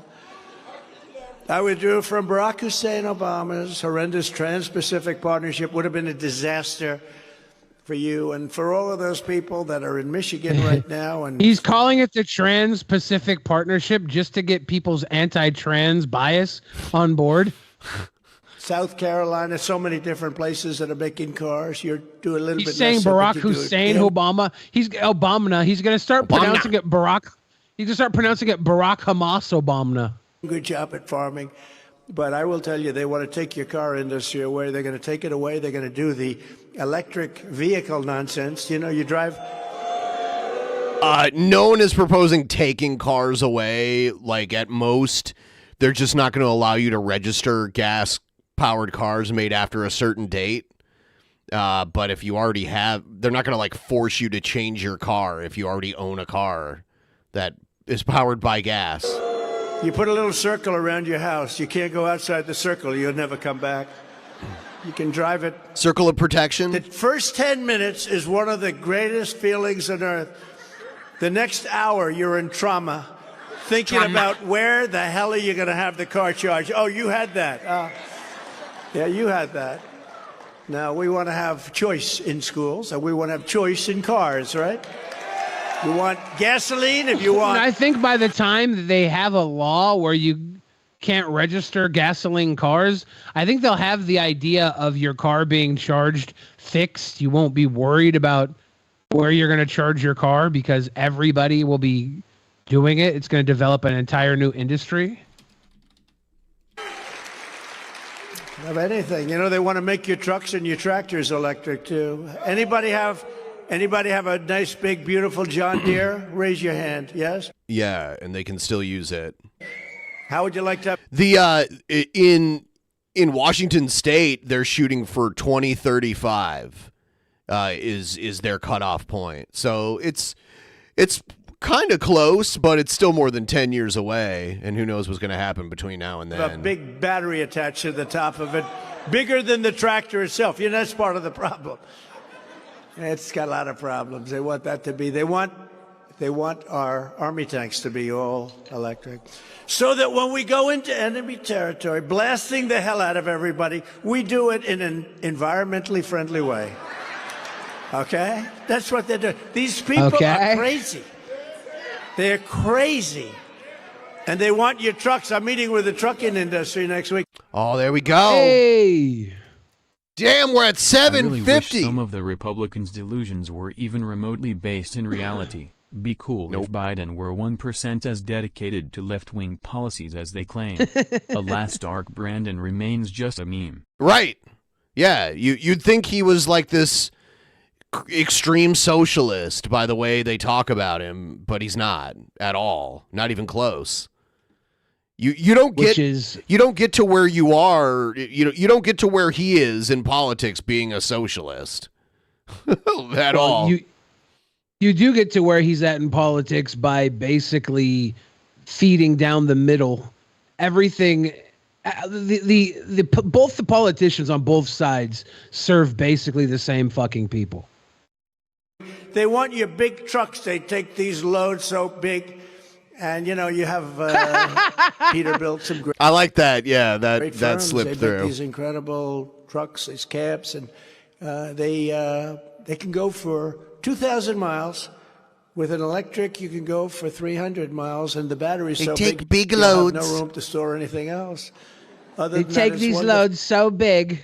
Well, and it doesn't have actually these the pull bigly weight, loads. supposedly. They're huge. But, They're think of that. How huge. crazy is it, right? And so the trucking industry is, they don't know what to do because there's nobody that they don't even listen to them. 2,000 miles versus 300 miles. You don't have to say anything else. But also the batteries are massive. I was in South Carolina the other day, the boating industry, and I was with some incredible companies that make boats. And one of them, they said, there's a problem. They don't want us to go faster than 2 miles an hour now. Because, listen to this, they don't want to hurt the whales. There's only been one whale affected in the last 50 years, and yet they'll build windmills all over the ocean, and the whales are washing up at short levels never seen before. No, that is not true at all. They want a battery boat, a fully electric boat. And, you have those beautiful Mercury engines and the other ones, the outboards and the inboards, and they're great. The little tiny smell of a little gasoline is okay, right? It's, something. Because we have more of it than anybody else by far. But they want the boats. I said to the guy, well, how do you think it'll work? He said, well, it's a problem because the battery's so big we won't have any room for anybody. We'll be sitting on top of a battery, and we're not sure that we can make the boat float. It's so heavy. And I asked him, and I told it's just to one of the group. Why are people freaking out about electric vehicles? It's not like it's hard to charge overnight for work and back. And it's not gonna make an impact on carbon until the electric grid goes majority renewable. And people are too bitch-made to go nuclear. Yeah. Well, we just told you why they're worried about it. There's no room for the people. It's all battery. It's all battery. Behemoth. Here we go. Marching right down to the tip train station. Say the boat starts to sink and you're sitting on top of this massive battery. And you get electrocuted. Do you get electrocuted? I mean, I don't want to be near that battery in the water. The problem what are you talking about? There may be a shark about 10 yards away. And you know what I said? I'll take the battery every single time. But they want to make boats all electric, too, and it's just crazy. What they're doing is insane. In California, they have blackouts every weekend. California's a mess. Gavin Newsom is talking about, it's one. This guy... Let me just tell you, California is a complete wreck, and their price just hit $8 a gallon for gasoline. Okay. Throughout the entire state, he probably found one example in one very expensive place, like one gas station where it's like $8 a gallon. That is not statewide. Yeah. Okay. Don't worry about it. You're not that far behind Iowa. You're hitting all-time record gas prices right now. He used what we did. We filled up the strategic reserves, and he used that to keep prices low for the election. And now it's at the lowest level it's ever been. And that was supposed to be for things like war, not for filling up somebody's gasoline. Yeah, tank. We need to fund war, guys. The TPP was a Wall Street hit job on manufacturing in communities, and just like this one, actually, it would have slaughtered millions and millions of American jobs, and I kept you out of it. Millions. Ron DeSanctimonious voted for that TPP globalist betrayal of American workers. You would have lost half of your jobs. And he proudly supported it alongside of beautiful Hillary Clinton. See, we don't call her crooked anymore. Beautiful Hillary We Clinton. changed that now. She's beautiful. The very beautiful Hillary Clinton. She's got a very squishy ass. Barack Hussein Obama. Rhino Paul Ryan. Did you ever hear of Rhino Paul? We have a new name for him. Rhino Paul Rhino. He's such a rhino, we do it twice. Rhino Paul Ryan. Rhino Ryan. Paul Rhino. Joe Biden and the rest of the establishment. These are all people that I don't know. Do they hate our country? You look at the things they approve. It's a Washington swamp. DeSantis is just another globalist backstabber, but thankfully, I got him elected. Then they asked him 4 years later, would you run against the president? He said, I have no comment. That means he's running. Somebody said, sir, don't hit him. Nice, you say it twice. Yeah, exactly. So nice. You say it twice. It's 777.77. We're at 97.22% of the goal. We're marching along with the tip he's train. A Republican. I said, I don't care if he's a Republican or not. We're going to hit him, and we did hit him. He's like a wounded bird going down. I don't know. I hear he's dropping out of the race, by the way, but let's see. I don't know. I don't think DeSantis is dropping out. But thankfully, if he starts, if he can't win any primaries, he'll drop out eventually. Stopped them all, and I terminated their TPP disaster my first week in office. I passed the largest tax cuts and regulation cuts in American history by far. Ended Obama's war on American energy. It was a war. Gasoline prices plummeted, and we actually had them down to even $1.57, $59 for a short period of time, but we had them $1.87. We'll take anything under $2. What does that mean for your tractors? Remember I told you, I said I'm going to make a great deal with China. Go out and buy a larger tractor and more land. Remember? And I came through. But you were with me because we suffered for 1 year. It was a tough negotiation with them. As you probably know, they're tough negotiators, right? But we got them, and we got you $28 billion, and we got hundreds of billions of dollars from China for the country. Not one president got 10 cents from China. Hence, as some people would say, we ended up with the China virus, They weren't so happy with me, but that's okay. We got along with them fine, but they had and they did. $28 billion. COVID was China's retaliation for Trump getting money out of them? Apparently. Dollars we got the farmers. We keep learning more and more. That's why I sounded very arrogant. Somebody said, sir, please don't take Iowa or Nebraska or Wisconsin or others, farm areas. Please don't take them for granted, sir. It's not good. I said, listen, I got them $28 billion from China. And if I sound a little arrogant, I don't see them voting against. You don't. I mean, you always sound a lot of arrogant. No matter what I do. So I don't want to sound arrogant. But we are leading here by 44 points. So. And we will not play, for those people that watch football, we will not play the worst defense in history. What is the worst defense? Prevent! Matt's a great football player. We will not play, Matt, prevent defense. Isn't that the craziest defense? A team holds another team scoreless for the entire game. Now it just needs one more couple of minutes, and they go prevent. And they lose. You know what it's called? Prevent defense. It prevents you from winning. So we're not going to do prevent defense, okay? Does it actually work? I've never seen it work. I don't think so. Trump is very humble. Not play. Does it even work? The economy boomed. We created 500,000 new manufacturing jobs, and household incomes rose by a record $6,000 a year under Trump, right? I love that mugshot. I love that beautiful woman right there with the mugshot. That mugshot. Can you imagine what they're doing? The weaponization? Oh, she's got one. They're all over the place. Hopefully we'll get rid of them fairly soon, too. It's a disgrace. It's a disgrace. They're weaponizing our Justice Department or FBI, what they're doing, because they can't win fair and square. Cheated like hell last time. This is a different form of cheating this time. It's called election interference. Is that Smear what it's called? somebody and then watch him go down. But this is the first time in history. I'm the only man in history that got indicted, and 4 times over nothing. But I got indicted. You're not the only man in history, but you're the only president. And my poll numbers have gone through the roof. That is Never true. happened. That's a good point. It's never happened. It's never happened.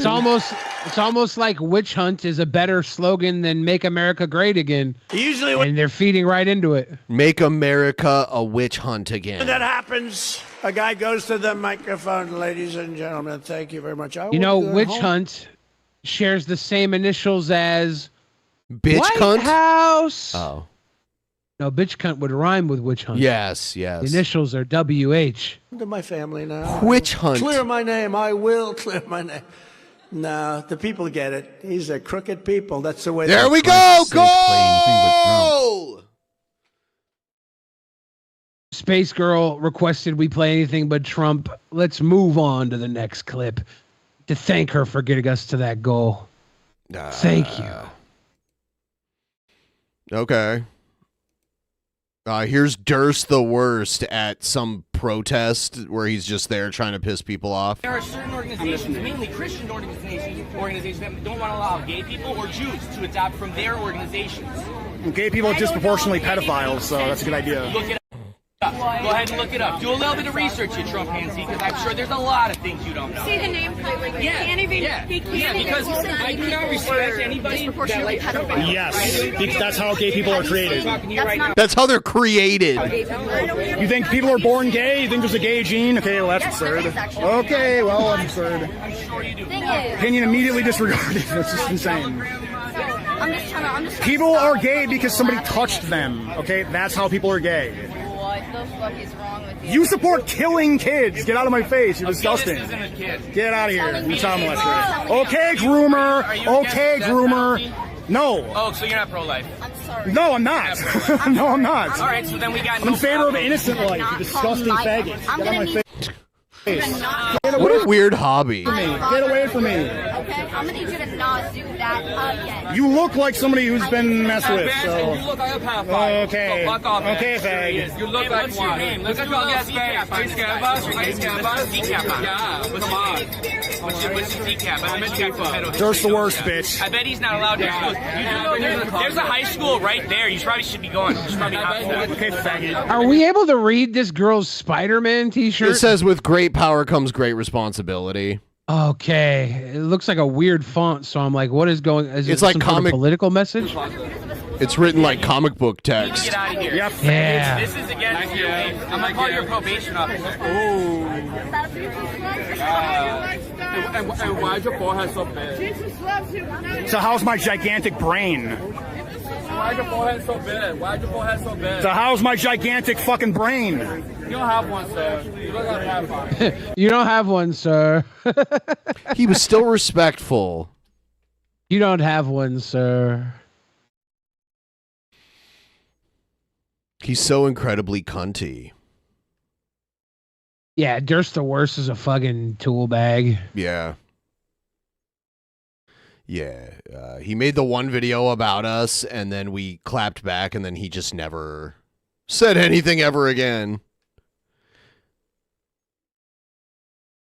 He a crybaby. So yeah, we're just about to hit the 3.5 hour mark. In a moment here, we're probably gonna wrap it up. 3.5 hour mark was my porno name. Damn. 3.5 hour Marxist was not my porno name. Revolting Machine said she also had a Spider-Man bag. She must be because she had like the glasses over the shirt and it was like all grainy when I was trying to focus on it. And then the second Ben told me what it was, I felt like such a fucking imbecile for not just knowing that. It's like the deepest fucking Spider-Man quote of all time? Yeah. I thought it was like some special fucking T-shirt that she had made at the goddamn state fair with some airbrush or something. It was just the most basic Spider-Man T-shirt. That it says something like abortions are for fucking villains or something. I think she was pro-choice. Yeah. I double fucked that one up. Setting my watch for Durst or Worst to be caught in a seedy motel or an airport bathroom with a gay Jewish transgender person. Red Jester Productions. Forget not to add underage to that description. Reader of Pain said, Billy, I wasn't even watching the video and even I knew what it said. That's not a humble brag, Reader of Pain. I literally said the second after Ben told me how fucking stupid I felt for not knowing it. Like, you shouldn't brag about knowing the most easy. Like, the way Ben nonchalantly said what it said should have been all of our response to that T-shirt. It was so fucking simple. I'm embarrassed that I didn't get it, okay? Don't go around bragging that you got it. Holy fuck. Yeah. Yeah. I caught a good, clear glimpse of it, so I was like, oh, that's what it says. Yeah, it's so obvious. I was like, holy shit, how did I miss that? I've done some pretty embarrassing things in my life. A lot of weird nude stuff in places I shouldn't be naked. You know, probably scarred some people for life with my antics. But that is the most shameful thing I ever did, was not realize what that T-shirt said. All right, so we are going to wrap this one up, and we will be back again coming up on actually, the next show is on Monday, so we'll see. For those of you patrons out there, I believe Ben's going to be filming a cool video this weekend. Yeah. Yep. Look forward to that. Yep, I'm going to shoot it this weekend, try to get it edited as quickly as possible because I want it to be available for patrons before the end of the month. So, for those of you that are going to miss us because we're taking the weekend off, join the Discord. It's always a lively conversation. Yeah. Yeah. All right. We're going to go now. We hope you all have a good night. Later. Good night.